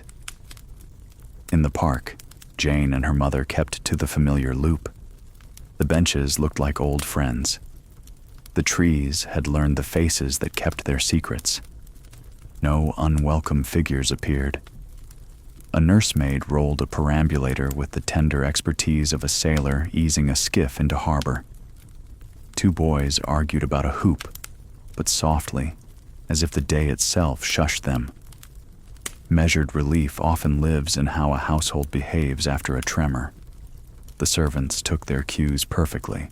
No gossip blown into the corners, no questions disguised as care. Mary set a fresh posy on Jane's dressing table, violets, whose bravery is the bravery of smallness. Cook produced a syllabub for luncheon, with the air of one returning a borrowed comfort. The butler polished the calling card tray until it offered back a face not as mirror, but as reassurance. You are still here, and so are the rules that keep you held. In the late afternoon, the house accepted a caller whose presence always lowered the temperature of a room to a pleasant warm. Thomas Fairchild arrived with the grace of someone who had studied exits as carefully as entrances. The butler announced him without flourish, as if a last name could be a lullaby. He bowed to Jane's mother in the angle that says, "I remember your lineage and your temper." He bowed to Jane in the angle that says, "I have thought of you since yesterday." Conversation kept to the known lanes, the price of coal, music, copies gone scarce, a rumor that the organ at St. Martin in the Fields had developed a cough in the reeds. Jane, hearing in the rumor an excuse to smile, allowed herself that luxury. It was perhaps the happiest sound in their drawing room, a person amused, but not at anyone's expense. Only after the tea had been poured, and only after the cups had been lifted and returned to saucers cleanly, did Thomas bring a thread of yesterday forward in the careful way one lifts a cup with a crack beneath the glaze. The academy was much frequented, he said. Too much talk, not enough looking. A perennial disease, Jane's mother replied lightly. Thomas set his cup down. "I have taken the liberty, Mrs. Wilson," he went on, his eyes respectfully on the older woman, "to adjust next Thursday's list. We hope for music, rather than theater music, rather than theater," a sentence that had practiced saying what cannot be said. It was both apology and plan. "You do wisely," her mother said. The house took a small collective breath it had not known it was withholding. Relief is never only withdrawal. It is often something new placed where worry had stood. Thomas, as if remembering this, reached into the inner pocket of his coat. "A small matter," he said. The copyist found a neat arrangement of a Mendelssohn song.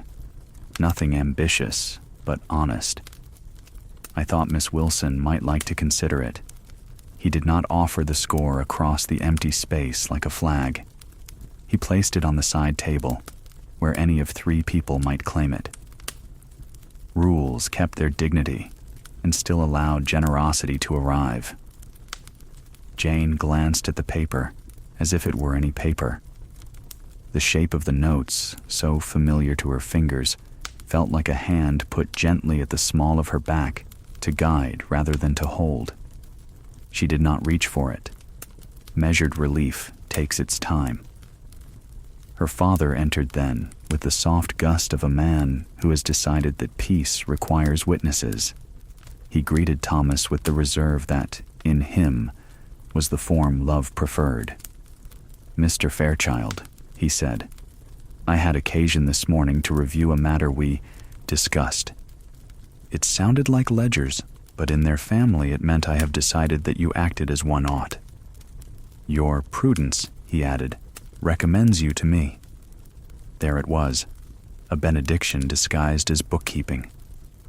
Thomas inclined his head. "Prudence is a thrift that pays dividends," he replied, so neatly that Jane almost laughed. The men were speaking finance. Underneath, the house heard them counting other valuables. The visit unfolded without shimmer or snag. That, too, is relief. The absence of incident, the quiet competence of minutes well spent. When Thomas rose to go, he did so without the tiny rush that betrays a guest eager for his own company. He left as he had arrived, with a bow to the mother that promised respect, and a bow to the daughter that promised constancy without noise.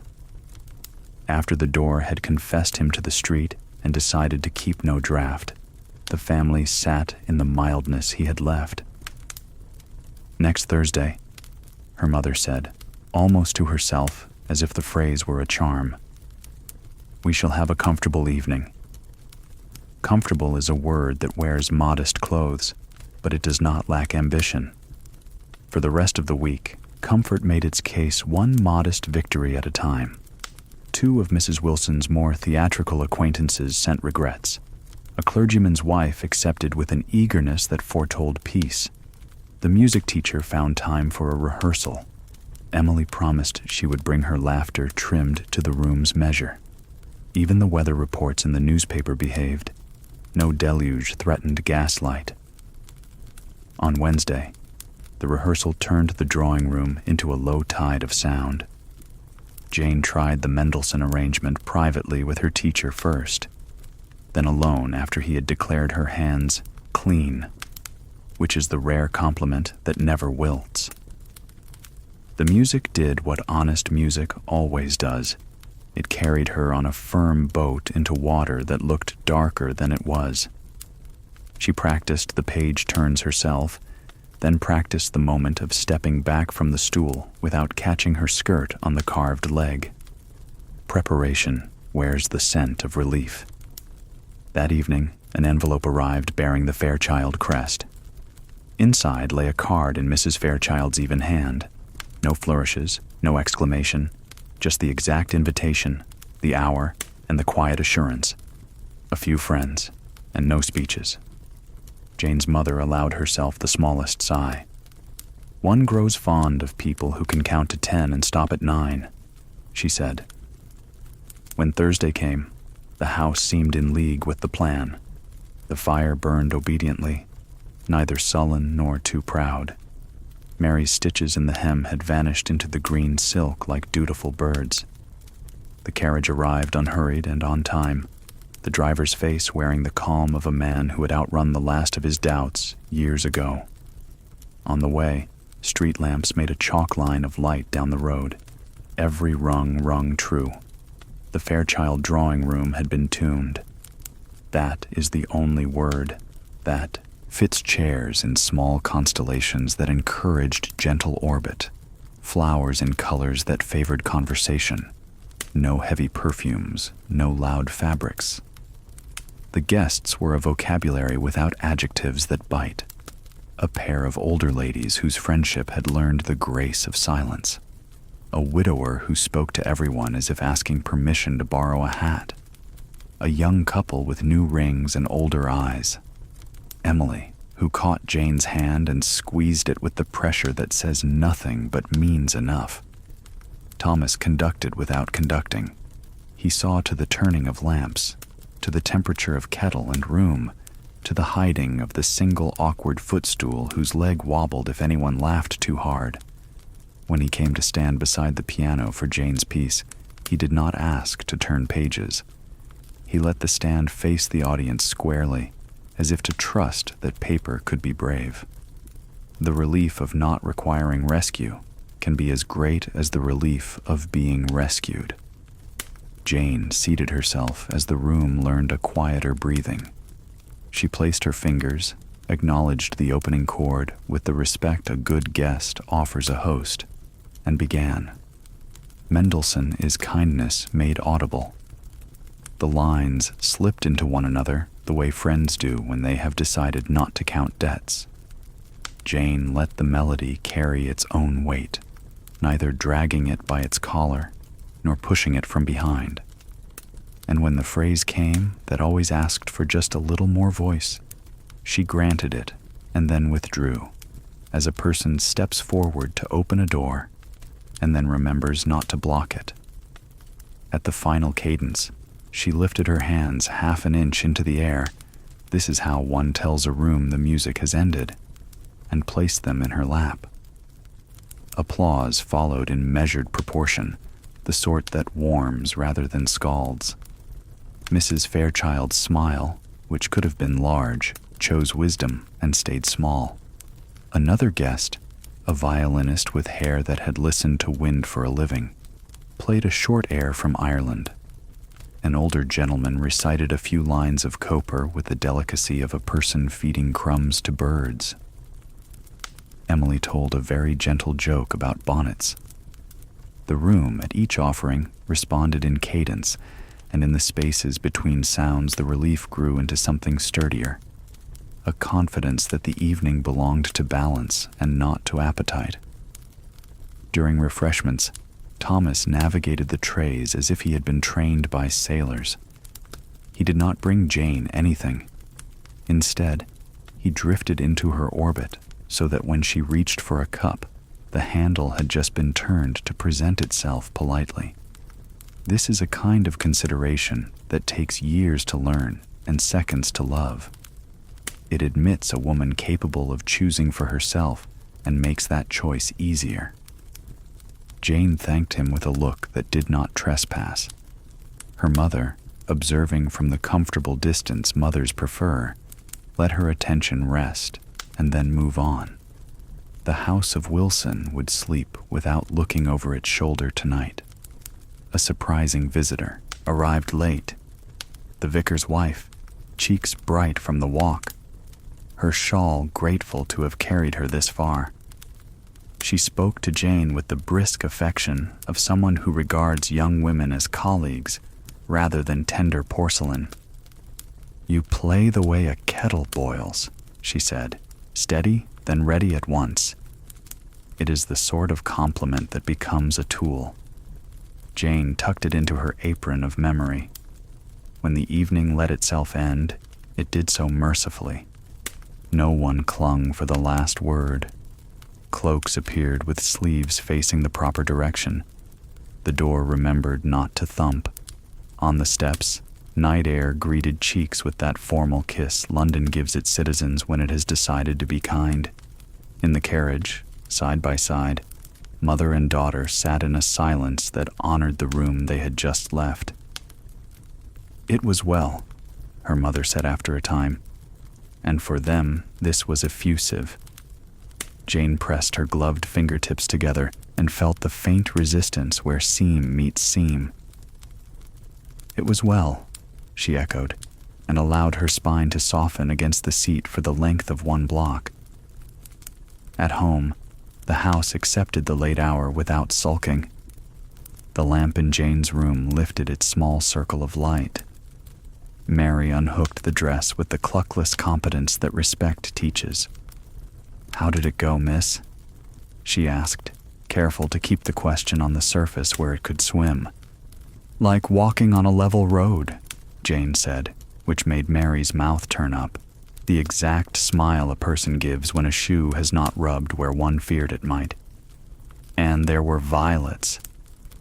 "Violets is always a sign," Mary said, and folded the green silk as if laying down a well-used map.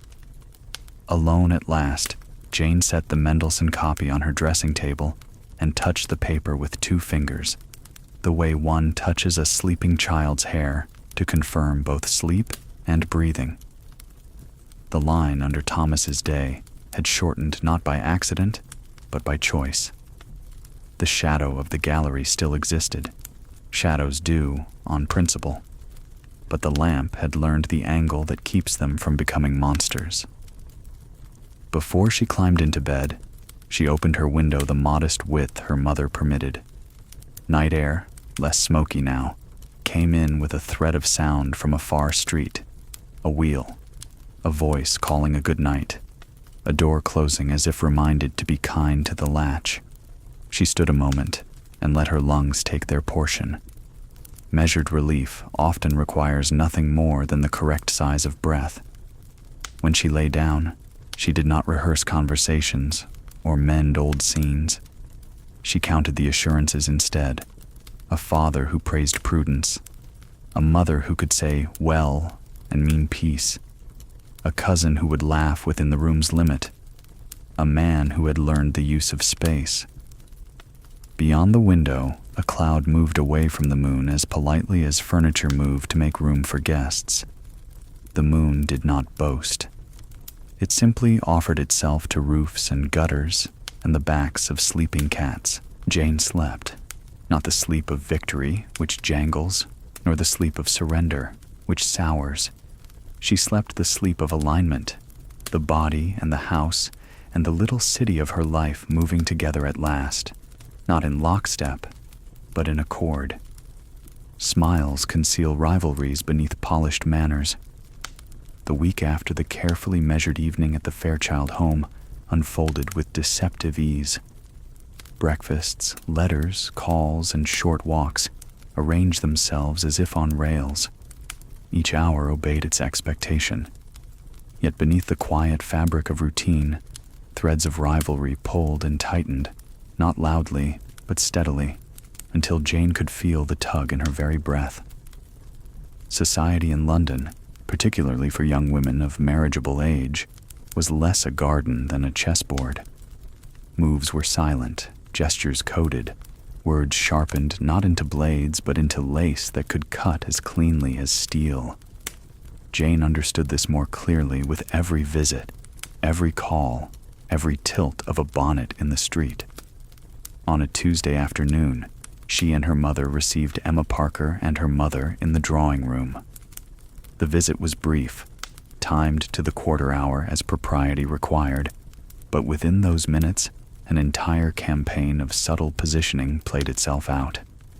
Emma entered wearing a gown of almost the same green as Jane's from the musical evening, so close in shade it could not be coincidence. Her smile, though warm, carried the faint tension of a string drawn too tight. "My dear Jane," Emma said, sinking into her curtsy with studied grace, "I was quite charmed to hear your Mendelssohn. Such a delicate piece, and so fitting to your touch. I wondered if you might share the arrangement. I should love to try it myself." Jane inclined her head politely. "Of course, if you wish it. The copy is with my teacher at present."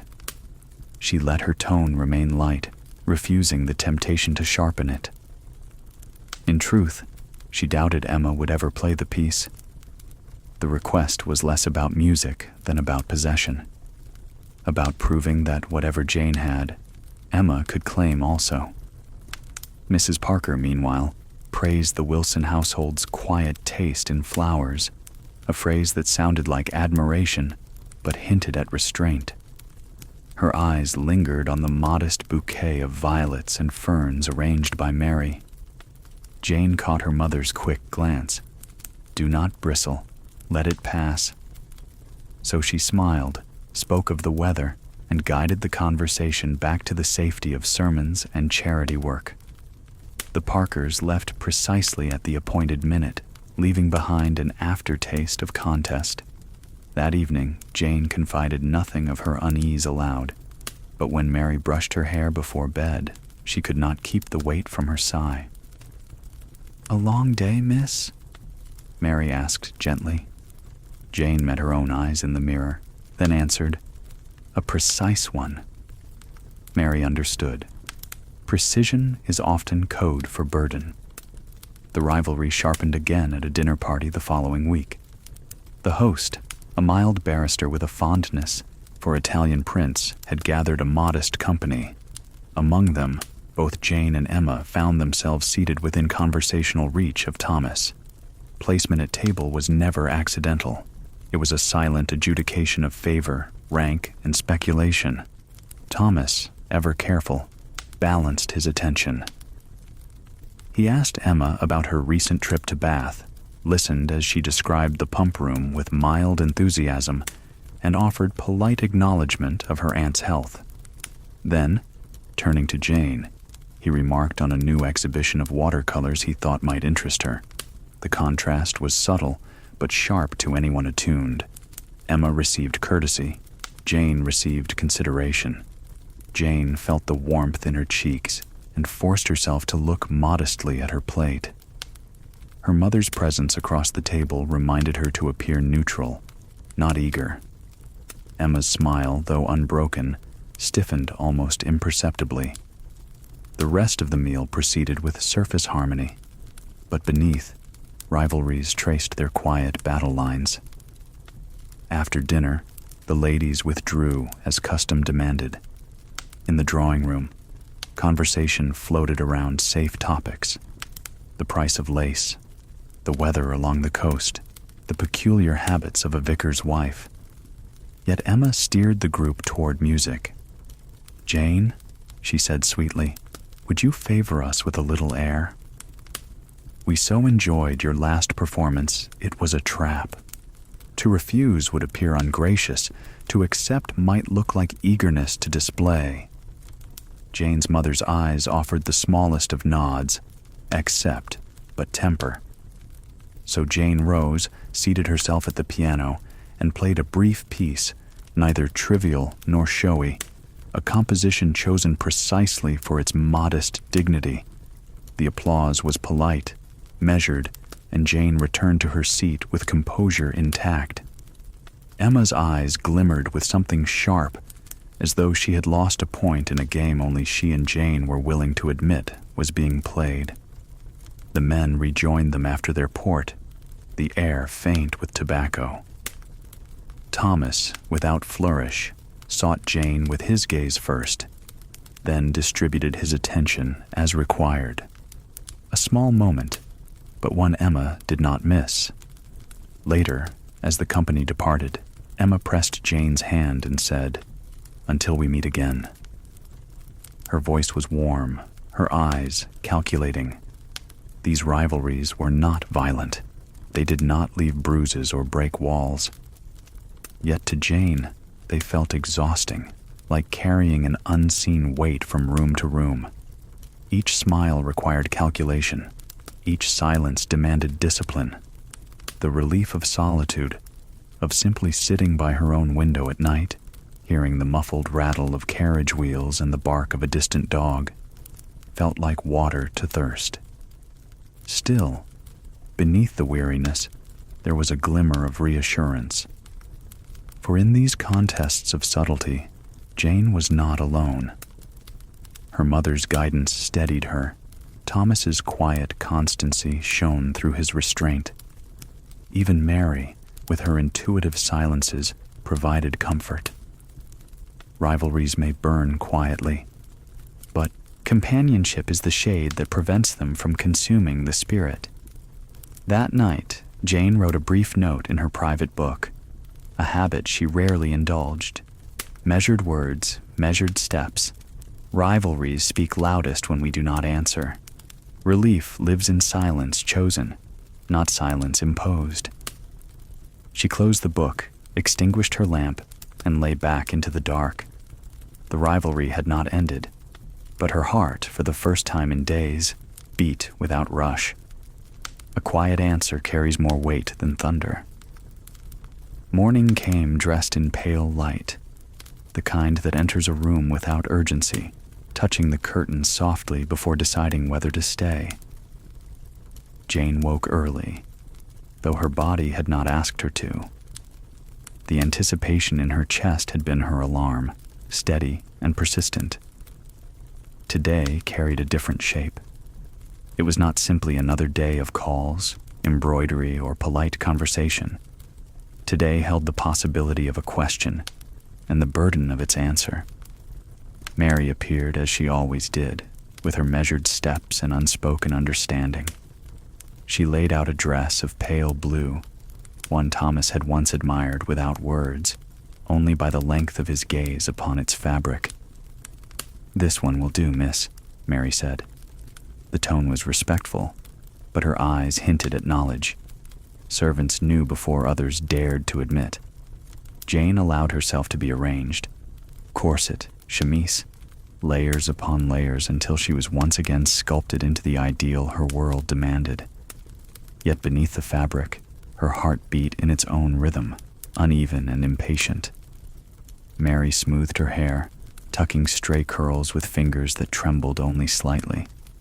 When she was finished, Jane sat for a moment before the mirror, seeing not just a young woman of rank and duty, but a person on the brink of an answer that would shape her entire future. Breakfast was subdued.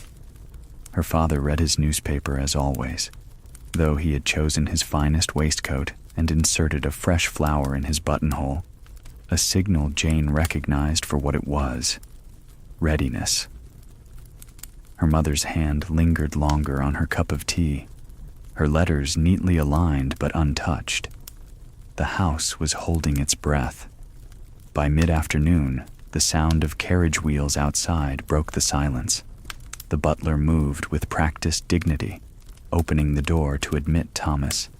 He was punctual, neither early nor late, as if guided by an inner clock that knew society's rules better than any watch. He greeted her mother first, her father second, and Jane last.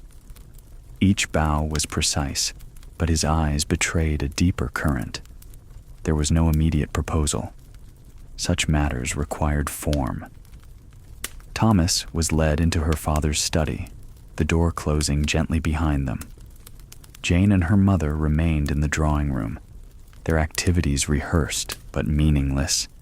Needlepoint stitches drifted uneven. The pages of a book turned too quickly. 20 minutes stretched into an hour in Jane's mind. Every tick of the clock was a drum. Finally, the door opened. Her father entered first, his expression unreadable, followed by Thomas, whose composure was thinner than usual, a crack of sincerity showing beneath. "My dear," her father said to her mother, "Mr. Fairchild has something he wishes to discuss with Jane. Perhaps we might give them a few moments." This was irregular. Young couples were not left alone, but the door remained ajar, and her parents lingered within earshot in the morning room. Still, for Jane, it was as close to privacy as her world allowed. Thomas stood by the fireplace, his usual calm unsettled. "Miss Wilson," he began, then paused. His voice softened. "Jane." The use of her given name startled her, as intimate as a touch. "I have spoken with your father and received his blessing to address you formally." Jane's breath caught. The moment had arrived. He took a step closer, but not too close, his respect intact. "From the first time I met you, I admired your grace, your intelligence, your kindness. These past weeks have only deepened that admiration. I hold you in the highest regard, and so—" His voice trembled slightly, the man beneath the gentleman emerging. "Would you do me the very great honor of accepting my hand in marriage?" The words lingered between them like the final note of a hymn. Jane felt her heart swell, her throat tighten. She was expected to appear surprised, demure, perhaps even overcome. But the truth was, she was overcome. Not by formality, but by the sight of him standing so vulnerable in his certainty. "Mr. Fairchild," she began, then corrected herself. "Thomas." She lifted her chin slightly, her voice softer than she intended. "Nothing would make me happier than to accept." For a moment, Thomas's mask of composure fell away entirely. Joy lit his features with such warmth that Jane nearly faltered beneath it. "Jane," he whispered, the single syllable carrying more weight than any declaration. He extended his hand. "May I?" She placed her gloved hand in his, the touch shockingly intimate in its simplicity. He drew out a small velvet box and opened it to reveal a ring, a sapphire encircled by diamonds, elegant but not ostentatious. "It was my grandmother's," he said. His hands trembled as he slipped it onto her finger. The ring was heavy in the way a promise is heavy, not burdensome, but undeniable. Jane's eyes blurred as she looked down at it. In her chest, a quiet yes echoed louder than thunder. The sound of returning footsteps announced her parents. They entered, her father grave but pleased, her mother openly radiant. "Miss Wilson has done me the honor of accepting my proposal," Thomas said formally, recovering his composure. Champagne was brought. Toasts were made. Her father spoke of prudence and good families, her mother of happiness and harmony. Jane sat in a haze, the ring catching the light like a secret star. She was no longer Miss Jane Wilson. She was now a fiancée, her life forever redirected. That evening, Thomas stayed for dinner. The conversation was light, filled with laughter, more natural than usual. Even her father allowed himself a smile, rare as silver. Afterward, Thomas bowed over Jane's hand, holding it just a second longer than propriety allowed. "Until tomorrow, Jane," he said softly. "Until tomorrow, Thomas," she replied, her voice trembling with new freedom. In the quiet of her chamber later, Mary noticed the ring at once. "Oh, miss," she whispered, her eyes wide with delight. "So it has come." Jane nodded, her throat too tight for words. Mary brushed her hair as always, but with hands that lingered in reverence. "You will be happy," she said simply.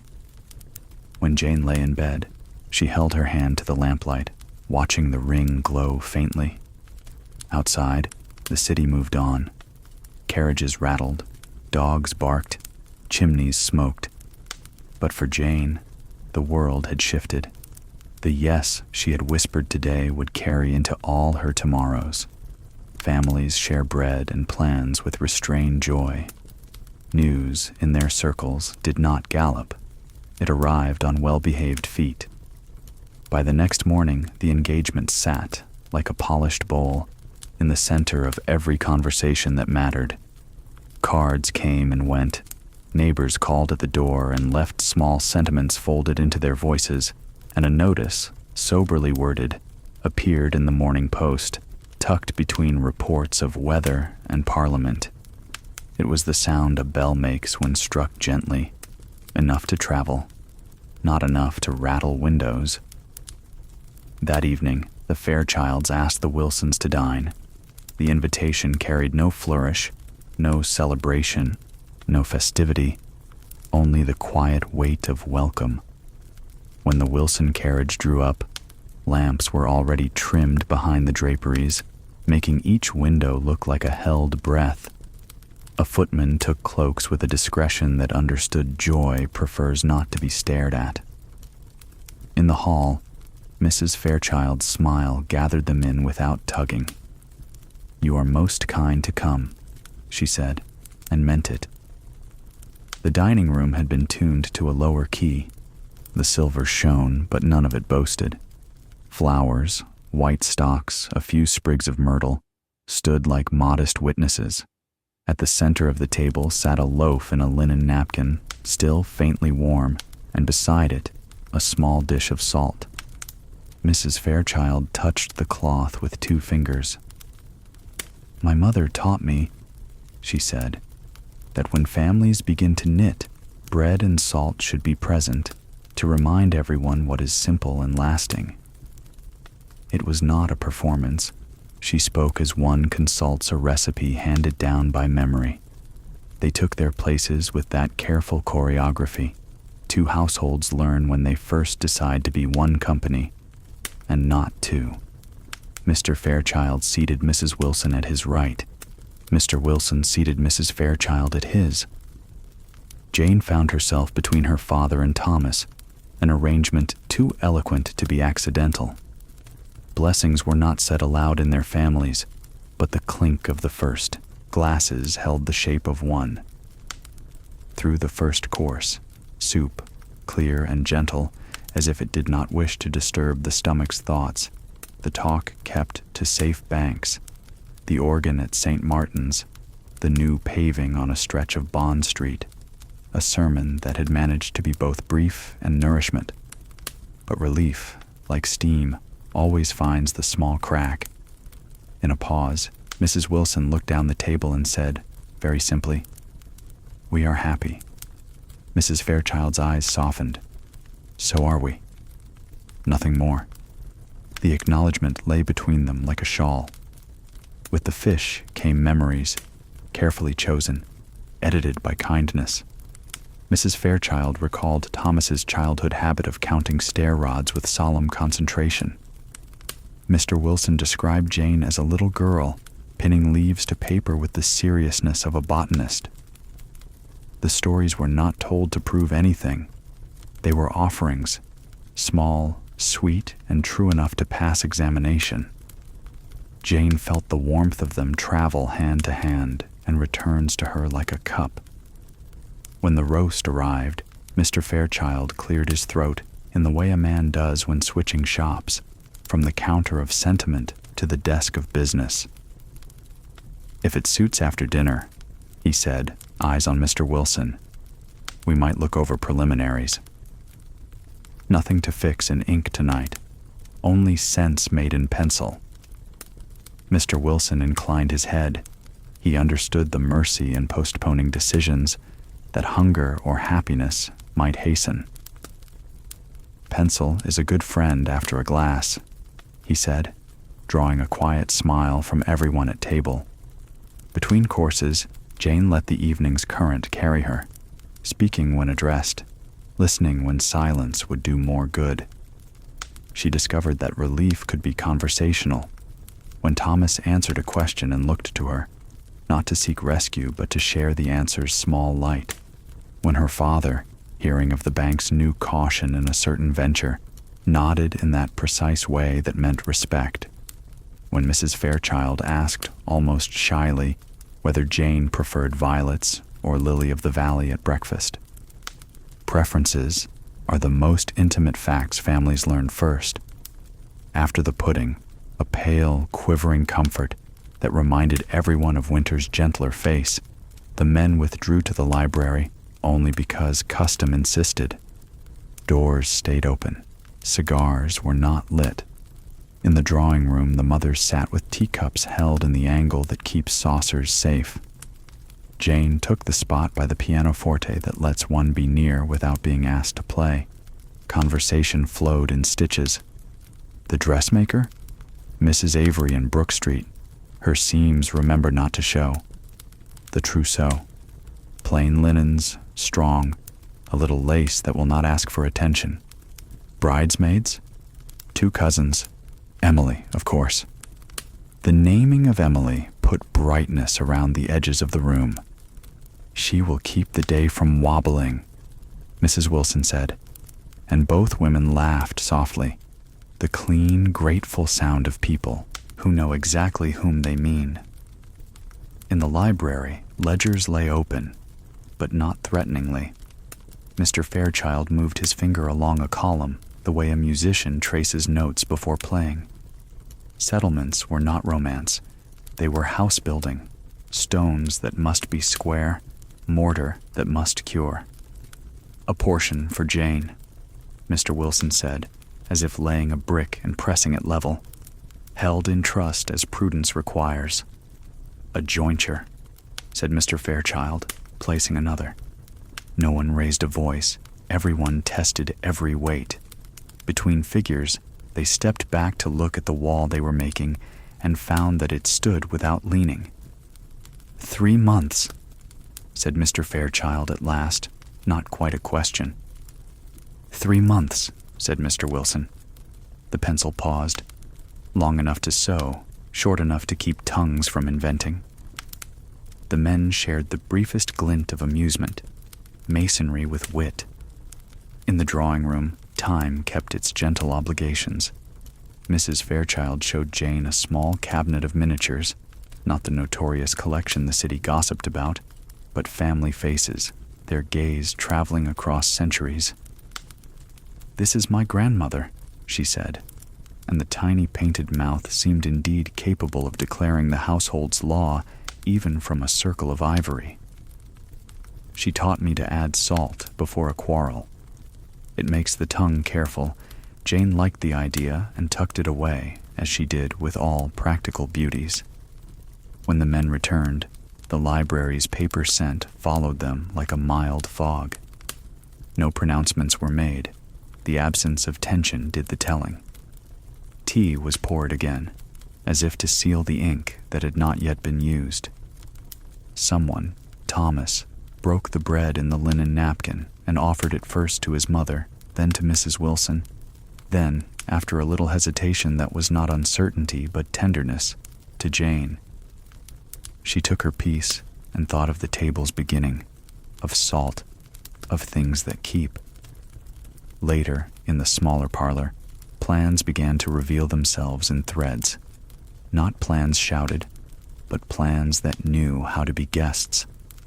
Mrs. Wilson observed that St. George's, Hanover Square, would admit a ceremony at 11 without crowding the noon. Mrs. Fairchild noted, almost apologetically, that their townhouse could manage the breakfast without anyone needing to pretend comfort. "We will not crowd," Mr. Fairchild said, with that firmness good hosts acquire from a lifetime of moving chairs 2 inches left. "And we will not impress," Mrs. Wilson added, which in her voice meant we will let people be present to the promise, not to the silver. When the talk turned to music, Jane remained very still. She knew the rule. A bride's gifts, displayed too brightly, risked looking like claims.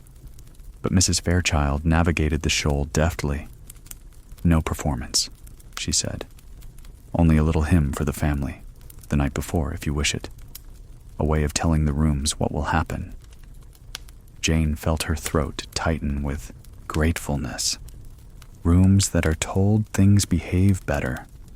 As the hour matured into its gentle leave-taking, Emily arrived with cheeks fresh from evening air and eyes that knew when to be quiet.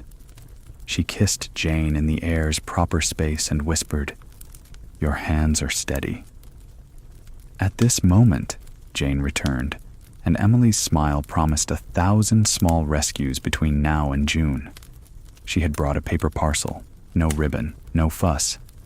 Inside lay a length of Brussels lace, not enough for a gown, but more than enough for sleeves. "Old, but strong," Emily said. "Aunt says it came through 2 weddings and never asked a favor." Mrs. Fairchild and Mrs. Wilson examined the lace with the professional tenderness of women who have read entire histories in hems. "It will carry," Mrs. Wilson said. "And it will let go," Mrs. Fairchild added.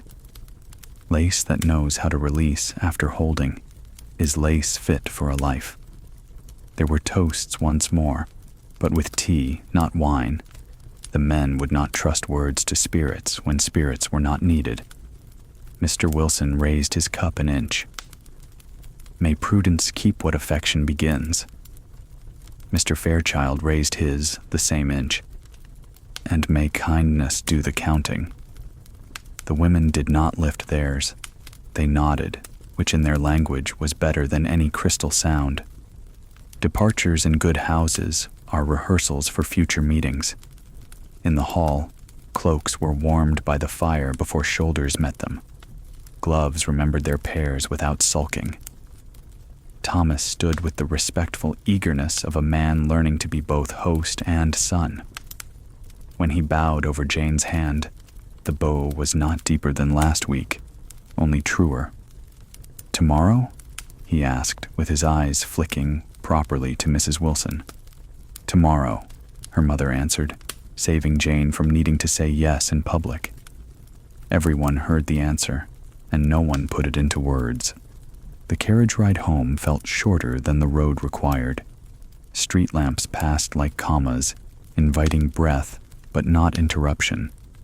Jane and her mother sat close, not talking. In the corner, the lace parcel rested with the air of a creature that had been fed. When they alighted, the familiar brass of their door knocker looked a shade friendlier. Inside, Mary received them with the interest family manages without presumption. "A good evening, ma'am?" she asked Mrs. Wilson, but her eyes were on Jane. "Good," Mrs. Wilson said, and Mary folded that one syllable into her apron as if it were a recipe. In Jane's room, the night undid her with the same patience it had used to dress her that morning. Hooks, laces, pins went back to their small empires. On the dressing table, Jane set 3 items side by side: the lace, the little copy of Mendelssohn, the engagement notice cut from the paper and trimmed square. They looked like ingredients waiting their turn. In the grate, the fire settled, as if a cushion had been shaken and placed exactly. Before sleep, she wrote 2 letters, both short and clean. One to the dressmaker: "We choose calm over spectacle. Allow the silk to speak in its own volume." One to the vicar's wife: "A hymn the night before. We would be grateful if you would choose it. She sealed them with wax and felt the comfort of arrangements that hold their shape before anyone bears their weight. In bed, Jane lay on her side with her hand under her cheek, the ring cool against skin that had not yet learned to take such weight for granted. She thought of bread and salt, of two men drawing straight lines on paper, not to impress each other, but to keep the roof from sagging, of two women choosing lace that had survived more than one beginning. She pictured the table from earlier, emptied now of plates and things, and saw in her mind what remained at its center: the folded cloth, faint crumbs, the knife resting as if it had never known sharpness. In that imagined room, she saw also two chairs facing each other, not in challenge, but in invitation. Her life seemed to have arranged itself in the same manner. Across from her sat someone who had learned the sizes of silence and the distances kindness prefers. They would speak when they could, and when they could not, the bread would be there. Lace softens where ledgers insist on order. The days following that quiet dinner spread themselves like linen on a line, pale, steady, and slowly drying in the air. No one called it a celebration, yet everything carried a slight shine, as though dust had been swept from surfaces not often touched. The house itself seemed to breathe differently, its timbers holding a kind of alert stillness.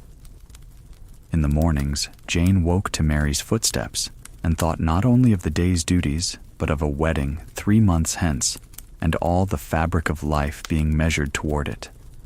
Much of the fabric was literal. The dressmaker came with her tape, her pins, her soft humming as she circled Jane like a planet around its center. The pale green gown, chosen weeks ago, was now joined by bolts of ivory silk. Jane stood still, lifted her arms when told, felt the prick of a pin near her wrist. "The lace," the dressmaker murmured, "will carry itself if you let it." She touched the Brussels lace Emily had given, unrolling its careful length as though it might sigh. Jane imagined how it would fall over her sleeve, how it might tremble slightly when she reached to sign her name after vows were spoken. Every stitch, every measurement, was another line in the story of becoming someone else. The word trousseau filled the house. It meant not only gowns but linens, undergarments, gloves, slippers. Mary began stacking embroidered handkerchiefs in neat piles, shaking her head at how many more would be needed. "A mistress," she said softly, "requires more corners than a daughter." Jane smiled at the phrasing, as though corners themselves would multiply with her new role. Yet while lace was whispered over in parlors, ledgers murmured in the library. Mr. Wilson and Mr. Fairchild met almost daily, papers spread between them like playing cards no one dared to bluff. Marriage was affection, yes, but it was also arithmetic. Settlements must be arranged, what Jane brought, what Thomas provided, what remained if misfortune ever dared to knock. Jane saw none of these numbers directly, but she sensed them in the air, in the way her father's voice grew thoughtful at dinner, in the furrow of his brow that relaxed only when her mother spoke of flowers or hymns. Thomas came often, always with dignity, but never with show. He did not ask Jane about ledgers, nor did she press him. Their conversations remained in softer territory. Books, music, the way light struck the river on an afternoon walk. Still, Jane could feel the weight of his days in the bank, the responsibility threaded into him as firmly as the starch in his collar. When he sat beside her in the parlor, he did so with a calm that seemed chosen, not innate. It was the calm of someone who carried burdens, but placed them down briefly in her presence. Rivalries, too, lingered at the edges, though quieter now. Emma Parker continued to appear at gatherings, her voice warm, her gaze careful. But Jane noticed the shift. Emma no longer pushed so boldly. Perhaps the announcement in the Morning Post had folded matters into inevitability. A rival can only fight shadows for so long before she must acknowledge the wall of light. Jane offered Emma kindness when they met, not triumph. Kindness itself was a victory, though it wore no crown. Amid all this, Jane began to notice her mother's quiet lessons. Mrs. Wilson spoke little of feelings, but her hands instructed. One afternoon, she drew Jane to the linen chest. Together they unfolded tablecloths, counted napkins, inspected seams. "A household," Mrs. Wilson said, "is not kept by affection alone. Corners must be turned and threads secured. Otherwise, affection frays where no one intends it." Jane nodded, understanding that marriage was as much about managing cloth and coal as about conversation. In the evenings, when the house hushed, Jane sometimes took the lace from its box and laid it over her lap. She traced its patterns with her finger, vines curling, flowers blooming in thread that had survived 2 other weddings. It was old, yet it carried freshness, as though time itself had been embroidered into it. She thought of the women who had worn it before her, wondered if they too had sat in lamplight, dreaming of a future both thrilling and restrained. The lace became a bridge, binding her not only to Thomas, but to a line of women who had all whispered yes, and then learned what it meant. But the Ledgers never slept. One evening, Jane passed her father's study and heard low voices. She paused only a moment, enough to hear Thomas say, "If the bank must hold, it will not be through daring, but through steadiness." Her father replied, "And steadiness is what I wish for Jane." The word struck her as both protection and weight. She moved away, knowing she was not meant to overhear. But the sound lingered. Lace and ledgers, softness and numbers, both would shape her life. Sunday brought church, the familiar ritual now infused with new significance. When Jane knelt, the sapphire on her finger caught the candlelight. It was discreet, but those nearby noticed, murmurs fluttering like wings. Thomas stood across the aisle, his posture impeccable, his hymn sung in steady tone. When their eyes met briefly, Jane thought, "This is our ledger too." Every glance, every small vow made not in words, but in steadiness. At home, Mary brushed Jane's hair as she always did. "It is coming quickly, miss," she said, more to the Strands than to Jane. A wedding can seem far until suddenly it is not. Jane met her own reflection in the mirror, the lace folded nearby, the ring glinting, the future stretching. "Yes," she said softly, "it is coming quickly." Walls and windows learned to hold a future. By mid-April, the Wilson house had become less a dwelling than a loom. Every corridor seemed to hum with threads being measured, cut, and fastened into patterns that would not be finished until June. The ordinary rhythms, tea at 8, correspondence at 10, dinner at 7, were still observed, but around them spun an additional orbit of fittings, deliveries, and whispered conferences. Jane found herself both participant and observer, a figure at the center, who felt sometimes like the eye of a storm, calm while everything turned around her. Mary rose earlier each morning, lighting fires before the sun had fully pried open the curtains. She moved with an efficiency that bordered on reverence, setting out fabrics for Jane to examine, checking hems, folding garments as if they carried fragile secrets. One day, she spread on the bed a length of satin so pale it seemed made of captured dawn. "For the bodice," Mary murmured, and Jane touched it with a fingertip, marveling at how something so soft could be expected to carry such weight of meaning. The dressmaker visited again, her mouth full of pins, her hands brisk but not unkind. She circled Jane with her tape, marking inches, murmuring half to herself. "The lace will speak," she said, "but only if the seam is humble. Lace does not care for arrogance." Jane smiled faintly at the notion that even fabric knew about modesty and pride. She stood as still as she could, her ribs pinched by the corset, her arms lifted, while chalk marked lines on silk that would soon become a gown. When released, she sank into a chair, light-headed but grateful for Mary's steady hand at her elbow. Meanwhile, the household furniture underwent small rehearsals of its own. Carpets were beaten, draperies shaken and rehung. Chairs were shifted 2 inches left, then back again, as her mother considered where guests might sit after the ceremony, where conversation would flow without collision. "A house must anticipate," Mrs. Wilson said. "If a room expects harmony, it often receives it." Jane listened, beginning to understand that her mother was not arranging furniture but preparing an atmosphere, the way one might tune an instrument before a performance. In the library, ledgers still found their way onto the desk, though the talk between Mr. Wilson and Thomas had grown less frequent.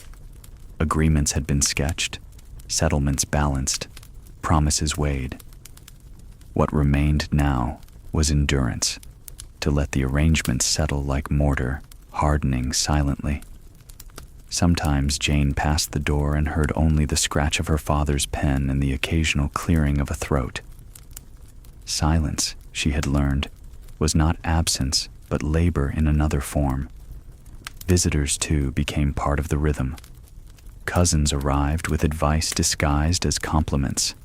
Neighbors called with smiles sharpened by curiosity. The vicar's wife stopped by, her arms full of hymnals, and sat with Jane and her mother to select verses for the ceremony. "Not too triumphant," she counseled. "A wedding is joy, yes, but joy need not shout. Let it murmur like a brook." Together they chose hymns with gentle cadences, words that promised steadfastness more than ecstasy. Emily proved herself the most constant presence. She came almost daily, bringing little parcels of ribbon or gossip softened into anecdote, or simply her companionship. With her, Jane felt she could breathe without measure. They walked in the garden, skirts brushing against the early tulips, and Emily teased her lightly about Thomas's careful manners. "He bows as if the whole of London is watching," Emily said once. Jane smiled, not defending him, because she knew it was true, and because she found reassurance in that very restraint. The house itself seemed aware of the approaching transformation. Floorboards creaked in new places as though stretching. Windows admitted light differently, throwing squares of brightness onto walls that had long remained dull. Even the clock in the hall ticked with a slightly altered rhythm, or perhaps Jane was simply more attuned to its measure. At night, when she lay in bed, she listened to the faint crackle of the banked fire and thought of how soon she would sleep beneath another roof, in rooms not yet fully hers. The thought was both unsettling and strangely tender, like pressing a flower between pages of a book whose story she had not yet read. One evening, her father summoned Jane to the library. He gestured for her to sit, a rare departure from custom. On the desk lay not ledgers this time, but a small wooden box. "Your grandmother's," he said simply, sliding it across. Inside lay a set of ivory-handled sewing tools, scissors, needles, a thimble worn smooth with use. She believed a household that keeps its seams mended weather storms better. "I would have you carry these into yours." Jane traced the tools with her fingers, touched by the continuity of women's labor passed from hand to hand. It was not a jewel or a fortune, but it felt heavier than both. As the weeks advanced, rehearsals of future life continued in small acts. Jane practiced her new signature, Mrs. Thomas Fairchild, on scrap paper, then destroyed the evidence, embarrassed by her own eagerness. Thomas sent her a book of poetry, inscribed not with sentiment, but with a line underlined in careful pencil. The heart grows quiet in the presence of constancy. She read it at night by lamplight, the words humming in her chest like a lullaby. Through all, there remained the balance of lace and ledger, fabric and figures, laughter and silence. Jane began to see that her future would be no different. Not one note sustained endlessly, but a chord of opposites held in tension. She felt ready, though readiness was not the same as certainty. Readiness was only a door opened. The walking through remained ahead. On the eve of vows, small rituals steady the heart. The days narrowed toward June the way a river finds its channel, calm at the banks, certain beneath. By the last week, London had settled into a patient brightness. Horse hooves rang less sharply on the streets. Shopkeepers moved with that alert courtesy cities learn when something good is about to happen. In the Wilson house, even the clock seemed to tick with a kinder hand.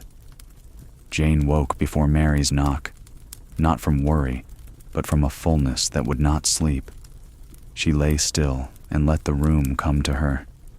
A cool thread of air at the window sash, a faint scent of beeswax from yesterday's polishing, the memory of steps practicing themselves on stair treads.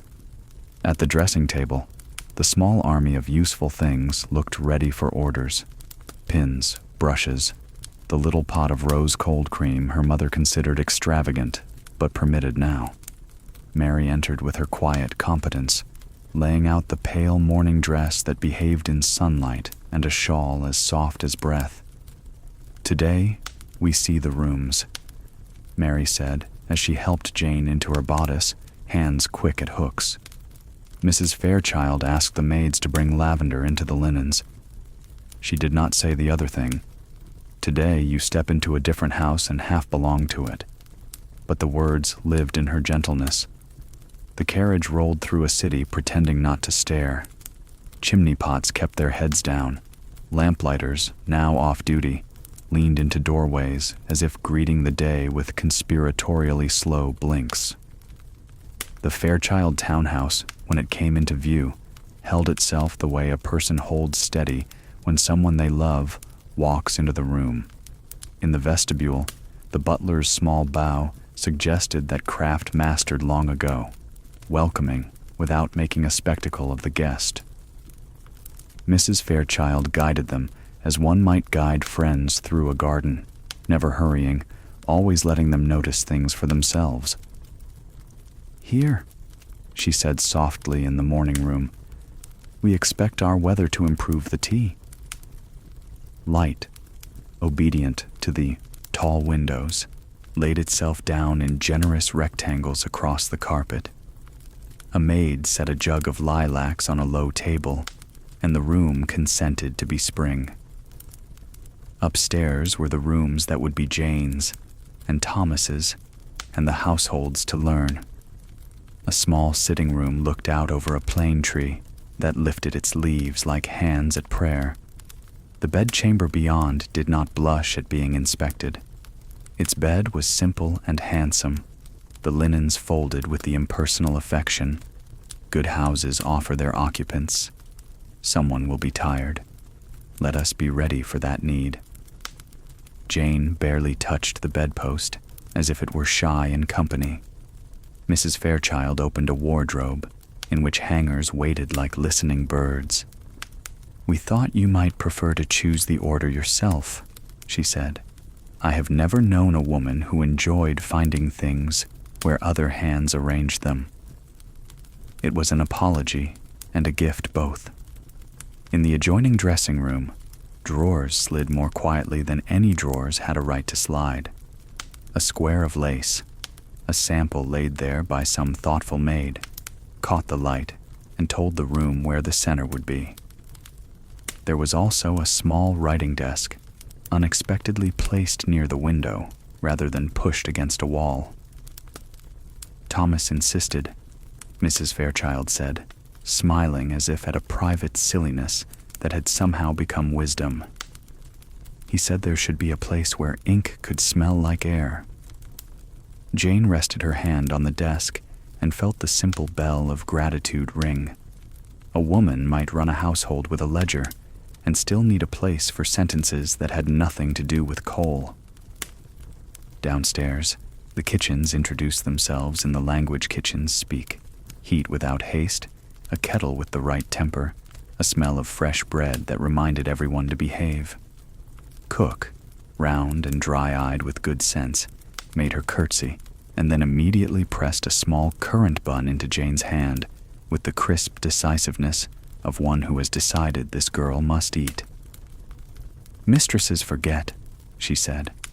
"Let us begin as we mean to go on." Thomas appeared not as a flourish, but as the next right thing. He carried a key on a ribbon, unornamented brass that still managed to look ceremonial because of how he held it. "There are no speeches in a hallway," he said, offering the ribbon across both hands. "But there are beginnings." Jane took the ribbon and felt the weight of the key, not heavy, not light, rest against her palm as if learning her. The gesture was as plain as bread and more intimate than 1,000 compliments. A key is both access and responsibility. The palm knows this, even if words do not. Their walk through the rooms became a lesson in future weather. In the library, Thomas showed her the shelf where the music would live and the shelf where ledgers, newly made, would be kept. "They are neighbors," he said, with an embarrassment that made the sentence dear. "Each reminds the other not to brag." In the back hall, the housekeeper, Mrs. Lamb, unrolled a chart that showed which maid did which duty on which day, not as law, but as choreography. "We leave room for mercy," she said. "On Tuesdays, mercy goes farther than on Thursdays." Jane loved her instantly for putting kindness on a schedule, as if to guarantee its appearance. By noon, the house felt less like a stranger and more like a composed person she might grow to know as well as herself. When they took their leave, the butler's bow had acquired the faintest of additions, something like familiarity trying on its coat in advance of winter. In the carriage back, Jane sat with the key ribbon looped once around her finger. She did not speak. Her mother watched the ribbon, then nodded, as if a covenant had been properly witnessed. The afternoon brought smaller thresholds. Emily came early, carrying a parcel that refused to confirm its contents until unwrapped. Inside lay a pair of kid gloves with seams so fine they might have been drawn rather than sewn. "For tomorrow," she said. "Hands are asked to do much on the day.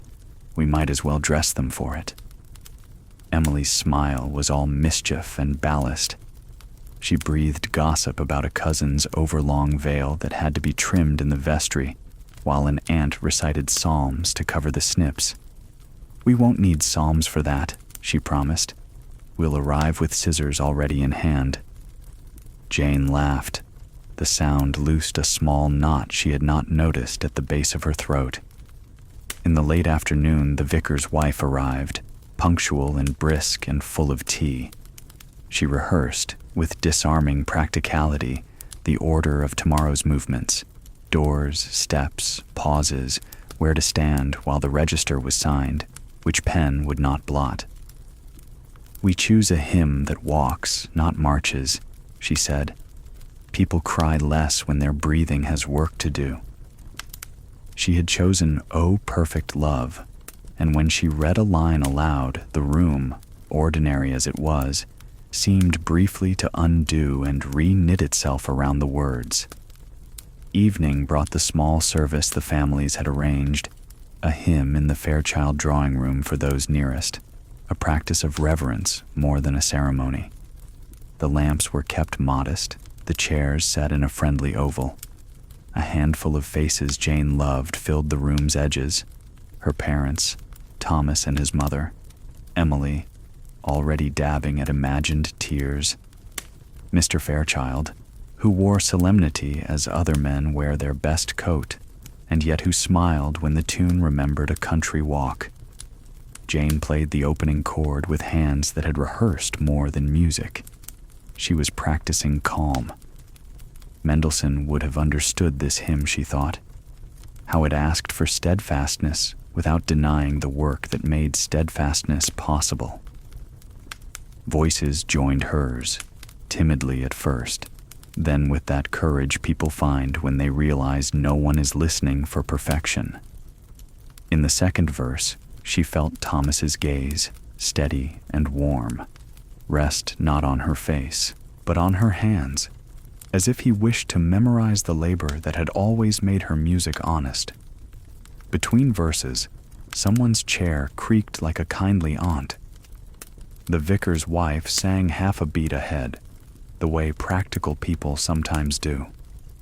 Mary, who had been allowed to stand just inside the door, mouthed words without sound and held a handkerchief as though guarding it for someone else. When the final chord settled, it did not announce itself as an ending. It behaved like a guest who knows exactly when to leave. Refreshments afterward were plain and correct. Tea in cups that remembered weather. Little sandwiches that gave up easily to teeth. A plate of seed cakes that tasted of old kitchens and older vows. Conversation moved like a canoe, unambitious, sufficient. Jane stood beside the pianoforte and let people come to her. The compliments made no claims. "Steady," Mr. Fairchild said, and in his voice the word was not faint praise, but benediction. Her father, who distrusted sentiment that sounded like the inside of a tin, squeezed her shoulder once. That was speech enough. Thomas spoke very little, and when he did, it was to ask if anyone required a cushion, or whether the lamp by Mrs. Wilson should be turned higher. A host's tenderness is not a flourish. It is a tally of noticed ease. Once, when Emily came to tease Jane about a ribbon that had attempted mutiny, Jane saw Thomas watch their laughter with the unjealous happiness of a man who has decided friendship is the safest furniture in a marriage. They parted early, the better to rest against the labor of mourning. In the hall, cloaks remembered shoulders, and good nights were uttered in that half-whisper houses prefer after 9. Thomas took Jane's hand only long enough to bow over it. Even then his thumb found her pulse as if counting, not the beats, but the evenness. "Until tomorrow," he said. And because they had rehearsed this word for so many weeks, it did not tremble. The carriage ride home was a slow recitation of light. Street lamps repeated themselves in windows. A stray cat crossed with the focus of a clerk. Jane and her mother sat together, the way they had sat for years, and did not talk. The silence, for once, contained no rules, only gratitude. When they reached their door, the brass knocker looked less like metal and more like an old friend remembered in time. Upstairs, Mary had already made ready the things a bride needs for sleeping well. Sheets cool as a truthful forehead, water set with a sprig of mint, the little ivory sewing kit on the dressing table as a charm against seams that fail. Jane unpinned her hair and felt the relief run down her spine like the first rain after a hard summer. She removed the ring, polished it on the edge of her handkerchief, and set it in its small dish by the lamp, as one sets a promise where it cannot fall. She wrote 2 notes by lamplight, one to Thomas, only a line, left unsealed for morning delivery. The rooms are kind. I hope to be 2, and 1 to Emily. Bring your scissors. Leave your fears. She folded the notes with the neat thirds taught by women who have long understood that paper, like days, behaves better when guided. At the window, she lifted the sash the permitted width and let night into the room. The city had curled in upon itself, not asleep exactly, but thoughtful. Somewhere far off, A watchman called the hour as if speaking to a child, making the numbers sing. A carriage wheel rattled on a distant curb and then found its measure again. The air smelled faintly of rain that had considered arriving and decided to wait until morning, had the strength to welcome it. She stood there and let her mind perform the smallest ritual of admission. I am about to cross a threshold. It was not terror she felt, nor giddy joy, but that deep attention the heart gives to moments when it promises to remember without needing to keep looking back. She thought of the key on its ribbon, of the desk near the window, of Mrs. Lamb's chart with mercy written into Tuesday, of the lavender bruised into the linens, of Cook's currant bun given without asking, of Thomas's thumb counting steadiness, not speed. At last she slipped into bed and drew the sheet up with the care one gives a child's sleep. Her body knew the mattress as it knew prayer, by repetition and release. She lay on her side and offered tomorrow the smallest of nods. The room accepted it, the house too. On the dressing table, the ring caught a last light and gave it back, as modestly as any star. Jane closed her eyes. She did not practice responses, or rethread anxieties, or arrange speeches she would not give. She let the future fold itself and rest on the chair beside the bed, like a shawl laid ready for morning. If she dreamt at all, it was of thresholds that opened without creak, and of rooms that learned a person's footsteps in a single afternoon. A dawn of white carries whispers of forever. Morning began not with fanfare, but with stillness so deep the city seemed to hush its own breath. The first light gathered at the edges of curtains, pale and uncertain, as if London itself paused to witness the transformation of one of its daughters.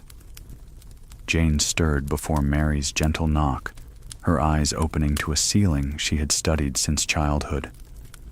Today, she thought, I leave this ceiling behind. Mary entered with a basin of warmed water, her movements practiced yet reverent. She placed the porcelain carefully on the stand, her voice pitched low, as though afraid to wake the air. Good morning, miss. The day has come. She did not smile widely, for she knew the gravity of such mornings. Instead, she let her kindness rest in the steadiness of her hands, in the way she folded the towel, in the soft brush of cloth over porcelain. The rituals of dressing stretched into ceremony. First, the linen chemise, cool against skin that trembled not from cold, but from expectation. Then the corset, laced with firm compassion by Mary, who pulled the ribbon slowly, murmuring encouragement at each breath. Petticoats layered one upon another until Jane felt both buoyed and anchored, her body a vessel for tradition. When the silk gown was finally drawn over her head, it whispered down her frame like water finding its bed. The fabric carried the faint scent of lavender pressed into it days earlier, a fragrance that now seemed to hold memory itself. The veil lay folded in its box, delicate Brussels lace that had crossed generations. Mary lifted it with care, draping it first over her own arm to test the fall, then over Jane's shoulders, where it cascaded with an obedience only lace knows. There, Mary whispered, stepping back, her eyes glistening. It is not the veil that makes the bride. It is the stillness in her face. Downstairs the house hummed. Servants moved with solemn purpose, their footfalls muted, their voices subdued. In the dining room, tea was poured, though little was drunk. Her father, dressed with meticulous precision, stood by the mantel as if preparing to deliver a speech to the hearth itself. Her mother adjusted her gloves again and again, though they fit perfectly. At last, she reached for Jane's hand, squeezing it once, firmly, with the strength of a woman who had traveled this very road. The carriage arrived, black polished to mirror the sky, horses restless in their traces. Neighbors gathered discreetly at doorways, their faces arranged in polite curiosity. Jane stepped outside, her gown whispering across the threshold, and for a moment the morning sunlight found her veil, setting it alight as though the day had chosen her as its candle. She climbed into the carriage with her father's steady hand at her elbow, her mother following close behind. Mary, though she would not ride with them, stood at the doorway, her apron folded neatly, her eyes bright. The journey through London's streets was unhurried, measured as though the horses themselves had been taught propriety. Shopkeepers paused in their sweeping. A child lifted a hand in shy salute. Jane glimpsed her reflection in a shop window. White veil, pale face, eyes that looked older in their calm. She scarcely recognized herself. Yet within that unfamiliarity lay the truth. She was becoming something new. St. George's Church stood waiting, its doors framed with flowers. Guests gathered in clusters on the steps, voices weaving a tapestry of anticipation. As the carriage halted, the butler from home opened the door, offering his arm as though the act itself could anchor the moment. Jane descended, the hem of her gown brushing stone, and the murmurs hushed. She felt the eyes upon her, but more than that, she felt the weight of history, of countless brides who had walked these same steps, whispered the same vows, stood in the same light. Inside, the church air was cool and touched with incense. Candles flickered, their flames holding steady despite the draft from the opening door. The vicar stood at the altar, his expression a blend of solemn duty and gentle pride. Organ notes swelled, low and steady, a river of sound upon which Jane's steps could float. Her father's arm felt both anchor and farewell as they began the slow procession down the aisle. Thomas stood waiting, his figure framed by stained glass that scattered color across his shoulders.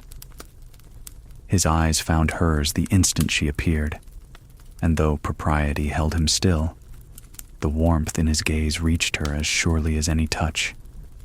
For Jane, the aisle did not shorten, it lengthened, each step an eternity. Yet with each eternity she drew nearer, until at last she stood beside him, her veil a mist between them. The vows were spoken with voices clear yet trembling. Jane repeated each phrase as if inscribing it into stone, her words carrying the weight of both tradition and choice.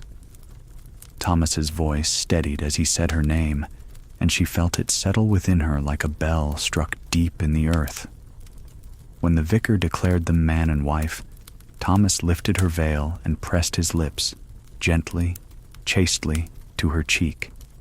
It was brief, almost nothing, and yet everything. Applause did not follow. Instead, there was a sigh, collective and unspoken, the release of breath held too long. The organ swelled again, this time brighter, and together they turned to walk back up the aisle, no longer two, but one. Guests leaned forward to glimpse the ring glinting on Jane's hand, the veil falling gracefully down her back, the quiet dignity of two lives just joined. Outside, the bells began to peal, their sound rolling over rooftops, scattering pigeons, startling even the carriages in the square. London itself seemed to proclaim, "Something has begun." Jane and Thomas descended the steps together, pausing at the bottom where the carriage waited once more. Confetti of petals drifted from the hands of children, soft as snow, harmless as laughter. Jane smiled for the first time that morning, her lips curving in a gesture that was both relief and anticipation. The ride to the wedding breakfast was less formal, though no less momentous. Inside the carriage, Jane allowed herself a glance at Thomas, and he at her. Their hands touched briefly, shyly, then remained clasped. No words passed between them. None were needed. The city blurred past, bells still echoing in the distance. At the Wilson home, the breakfast awaited. Tables were spread with white cloths. Silver gleamed, crystal caught the light. Guests filled the rooms with polite cheer, offering congratulations with the restraint society demanded. Jane accepted each with a nod, her mother at her side, Thomas never far from reach. Yet beneath the ceremony, beneath the etiquette, lay a current of truth too strong to deny. She was no longer Miss Wilson. She was Mrs. Fairchild. When the meal ended, speeches given, toasts raised, and cake cut with careful precision, Jane slipped away for a moment of solitude. She stood by a window, overlooking the garden, veil lifted, air cool against her cheeks. The flowers outside swayed in a gentle breeze, as if bowing to her new name. Behind her, Thomas approached, his steps quiet but sure. He said only, "Shall we?" And she nodded. Together they returned to the waiting carriage, this time as husband and wife, bound not by lace or ledger alone, but by vows spoken in the presence of all who mattered. As the carriage rolled away, Jane looked back once at the house of her girlhood. The windows reflected sunlight, the door stood ajar, and for a fleeting moment she saw Mary at the threshold, apron neat, hand raised in farewell. Jane lifted her gloved hand in return, the gesture small but full, a benediction exchanged. Then the house receded, and the road stretched forward, open and waiting. The journey ends where a new life begins. The carriage rumbled steadily along the road to Kent, its wheels meeting cobblestones, then softer country lanes. London fell behind like a dream upon waking, still present in memory, but distant, receding with every measured hoofbeat. Inside the carriage, Jane sat close beside Thomas, their shoulders nearly touching, though each kept the polite space that had become second nature. For the first time in weeks, no chaperone sat across from them. No watchful eyes hovered. Yet habit lingered. Silence filled the space where words might have rushed too eagerly. The countryside unfolded with a grace that soothed rather than startled. Hedges lined the road, wild flowers bent their heads in the wind, and the air shifted, cleaner, softer, carrying the scent of cut grass and distant rain. Jane watched fields stretch toward the horizon, their greens muted by dusk, and thought how different the sky appeared here, free of coal smoke and the heavy press of the city. Beside her, Thomas cleared his throat once, then let the quiet linger, his hand resting on the cushion as though unsure whether to offer it. At last he spoke, his voice calm, almost reverent. "It feels as though we are traveling toward more than a house." Jane turned to him, the veil now tucked safely away, her hair loosened by the long day. "Yes," she said softly, "toward a life." The words were simple, but they hung between them, with the weight of a vow renewed. By the time the sun slid beneath the edge of the hills, the road had narrowed, winding between rows of tall trees whose branches arched overhead like a cathedral ceiling. Shadows deepened, yet the carriage lamps glowed warmly, casting golden halos that danced along the trunks.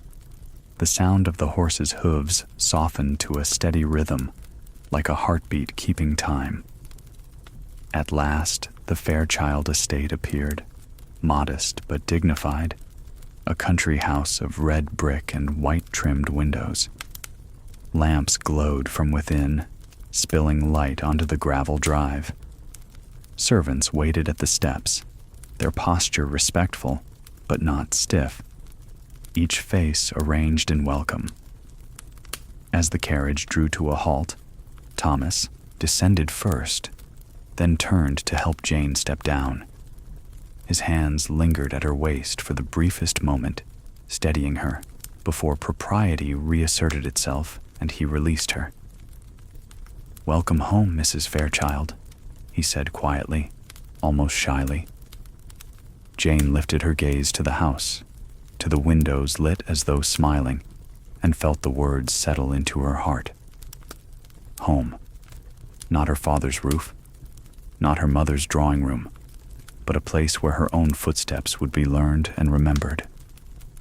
Inside, the house spoke in soft voices. A fire crackled in the hearth of the great hall, sending warmth across the flagstone floor.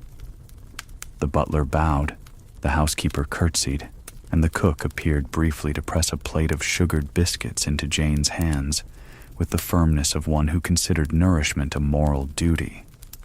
Everything in the house seemed to say, "We will serve you, but more than that, we will know you." Thomas led her through the rooms, dining hall, library, music room, each prepared but not ostentatious, as though awaiting their touch. Finally, they ascended the stairs to the suite that would be theirs. A sitting room with a small writing desk near a window overlooked the gardens, where roses climbed the trellis and the first stars gathered above. Beyond it, the bedchamber glowed with lamplight, the great bed turned down, sheets crisp and cool, pillows plumped with care. On the dressing table lay a sprig of lavender, freshly cut, a gesture of quiet welcome. Jane stepped into the room slowly, her hand brushing the polished wood of the bedpost. She felt both the strangeness and the rightness of it, the awareness that she was at the threshold of something vast and uncharted, and yet also exactly where she was meant to be. Thomas stood near the doorway, giving her space, his eyes steady but gentle. "It is a good house," Jane said softly. "It will be better for your presence," he replied, his words simple but earnest. Then, after a pause, he added, "I hope to be worthy of it, and of you." His voice faltered slightly on the last phrase, and in that moment the composed gentleman fell away, leaving only the man, vulnerable and sincere. Jane crossed the room, not hurriedly, but with calm steps, and placed her hand in his. It was the first time she had done so without the eyes of society upon her. The hours that followed unfolded not in passion or spectacle, but in gentleness. They spoke little, for the day had already said so much on their behalf. Instead, they moved slowly through the newness. Jane setting her gloves in a drawer, Thomas placing his cufflinks in a small box, both arranging small items of their lives into spaces that would soon become familiar. They shared a meal of bread and cheese, brought discreetly by the cook, eaten in the sitting room while the fire burned low. It felt less like feasting and more like learning how to breathe together. Later, when the house had quieted and even the servants' footsteps faded, Jane sat at the writing desk by the window. The night beyond was vast, the countryside spread like a quilt stitched with stars. She took up her pen and wrote a single line on a fresh page. "Tonight begins everything." Then she closed the book, not to hide the words but to let them rest, the ink drying like the first roots of a seed. At last she lay beside Thomas in the great bed, the sheets cool, the air scented with lavender. His hand found hers in the dark, fingers intertwining with quiet certainty. They did not speak, for no language could have said it better than silence. Outside, the night deepened, carrying with it the sounds of the countryside, an owl's call, the rustle of leaves, the sigh of wind across fields. Jane closed her eyes, her body weary but her heart steady. She thought of her parents, of Emily, of Mary back in London.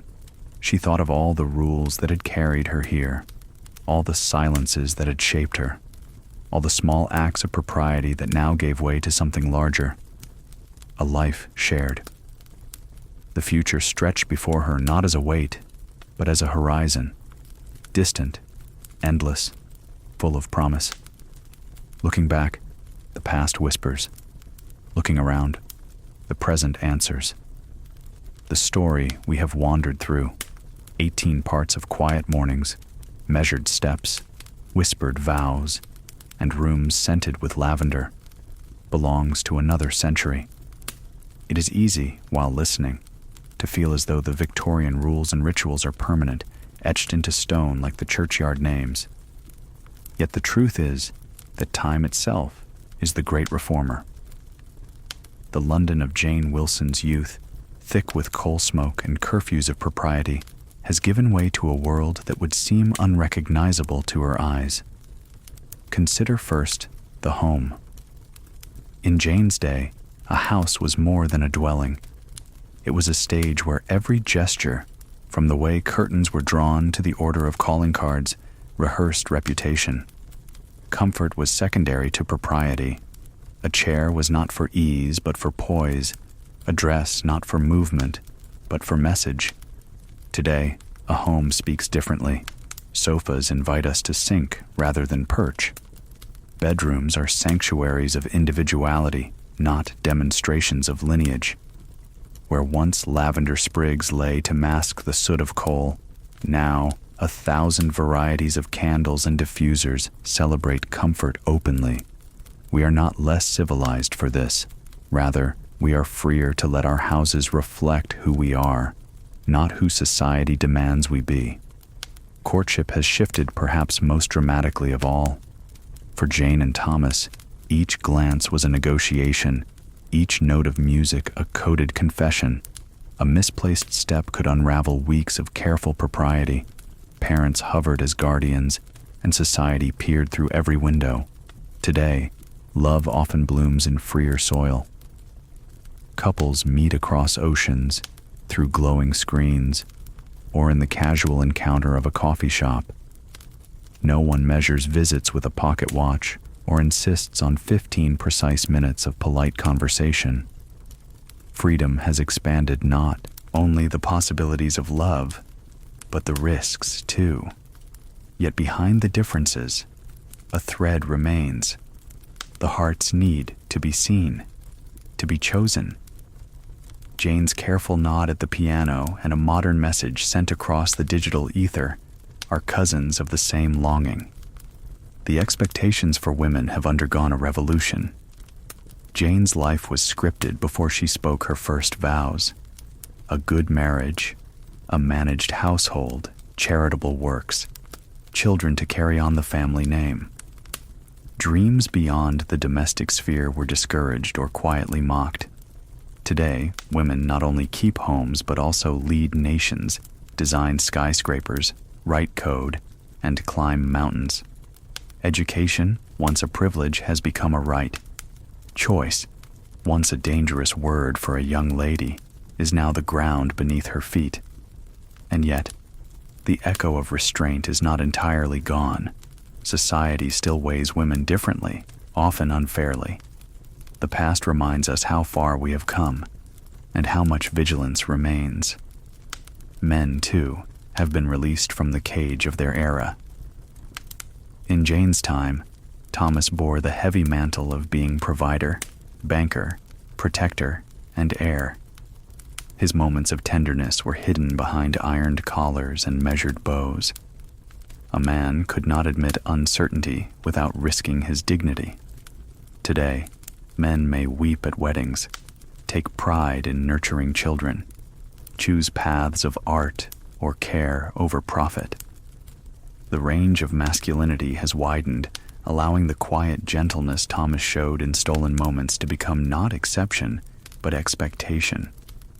Society itself, once a constant performance of manners, has softened. In Jane's world, conversation was a chess game. Avoid religion, skirt politics, praise the weather. To pry was vulgar, to show eagerness a crime. Today, we share thoughts with strangers across continents. We post our grief, our triumphs, our breakfasts. Privacy, once armor, is now choice. Whether this is better or worse depends on whom you ask. Yet undeniably, the silence that once suffocated many voices has been broken. Technology is the great chasm. For Jane, the marvels were gas lamps, trains to Oxford, and a pianoforte in a drawing room. Letters took days, sometimes weeks. Knowledge was bound in books, guarded by libraries. Today, we live with light at the brush of a switch, voices carried instantly across oceans, symphonies played from pockets. The rituals of waiting, the folded letter, the long pause between visits have been replaced by immediacy. What Jane learned through patience, we absorb through speed. Yet the loss of waiting is also the loss of savoring. The rhythm of anticipation, the sweetness of absence, are lessons the Victorian world might still teach us. Marriage itself has evolved from contract to companionship. For Jane, the settlement was as important as the vow, her dowry negotiated like a treaty. Love, if it grew, was a grace, not a requirement. Today, love is considered the very foundation. We marry for connection, for shared vision, for affection first. Divorce, once scandalous ruin, has become painful but permissible. Autonomy allows individuals to step away when unions falter. Freedom has brought both happiness and heartbreak, but it is freedom nonetheless, and it allows choice to shape the path rather than tradition alone. Even sleep, the quiet anchor of our tale, has transformed. Jane ended her days by lamplight and the sound of carriage wheels on cobblestones. Darkness was real, profound, a blanket across the city. We, by contrast, are bathed in constant glow, screens, streetlights, digital chatter. Rest must be chosen, not assumed. Perhaps this is why stories of the past hold such power now. They slow us, stretch the moment, remind us that time can be gentle. Where Jane drifted to sleep with the hush of London fog, we must sometimes recreate stillness with intention, dimming lights and inviting calm. And yet, for all the differences, the thread of continuity hums beneath. We still gather to mark beginnings, still adorn ourselves for celebration, still place flowers on tables, still tremble at the threshold of marriage. We still write, whether with ink or on screens, to capture the stirrings of our hearts. We still crave kindness disguised in small acts, a bun pressed into the hand, a hand extended at the carriage step, a message sent at just the right moment. The tools have changed. The human heart has not. The Victorian world may seem rigid, suffocating, even quaint from our vantage. But it was also a world of beauty, of careful gestures, of discipline that taught patience. In its shadowed drawing rooms, men and women learned to listen between words, to treasure what could not be spoken outright. Today we speak freely, but sometimes without listening. Perhaps the best future is not to discard one world for the other, but to carry forward the grace of both, the freedom of our age and the reverence of theirs. So as you lie back now, breathing slowly, imagine the sound of a carriage fading into distance. Imagine the hush of coal smoke settling, the murmur of polite voices over tea. And then imagine the glow of your own world, the hum of electricity, the comfort of familiar rooms, the ease of choice that Jane never knew. The bridge between then and now is not broken. It is built of memory, of comparison, of gratitude. We look back not to live there again, but to understand how far we have walked. We look around to honor the freedoms gained, the changes embraced, the lives remade, and we look forward, hoping to hold the best of both, the tenderness of ritual, the power of choice, the courage of love. The past has spoken, the present replies. May both rest gently in your thoughts tonight. Let the contrasts soothe rather than divide, and let sleep carry you across centuries into dreams where every age meets in quiet harmony.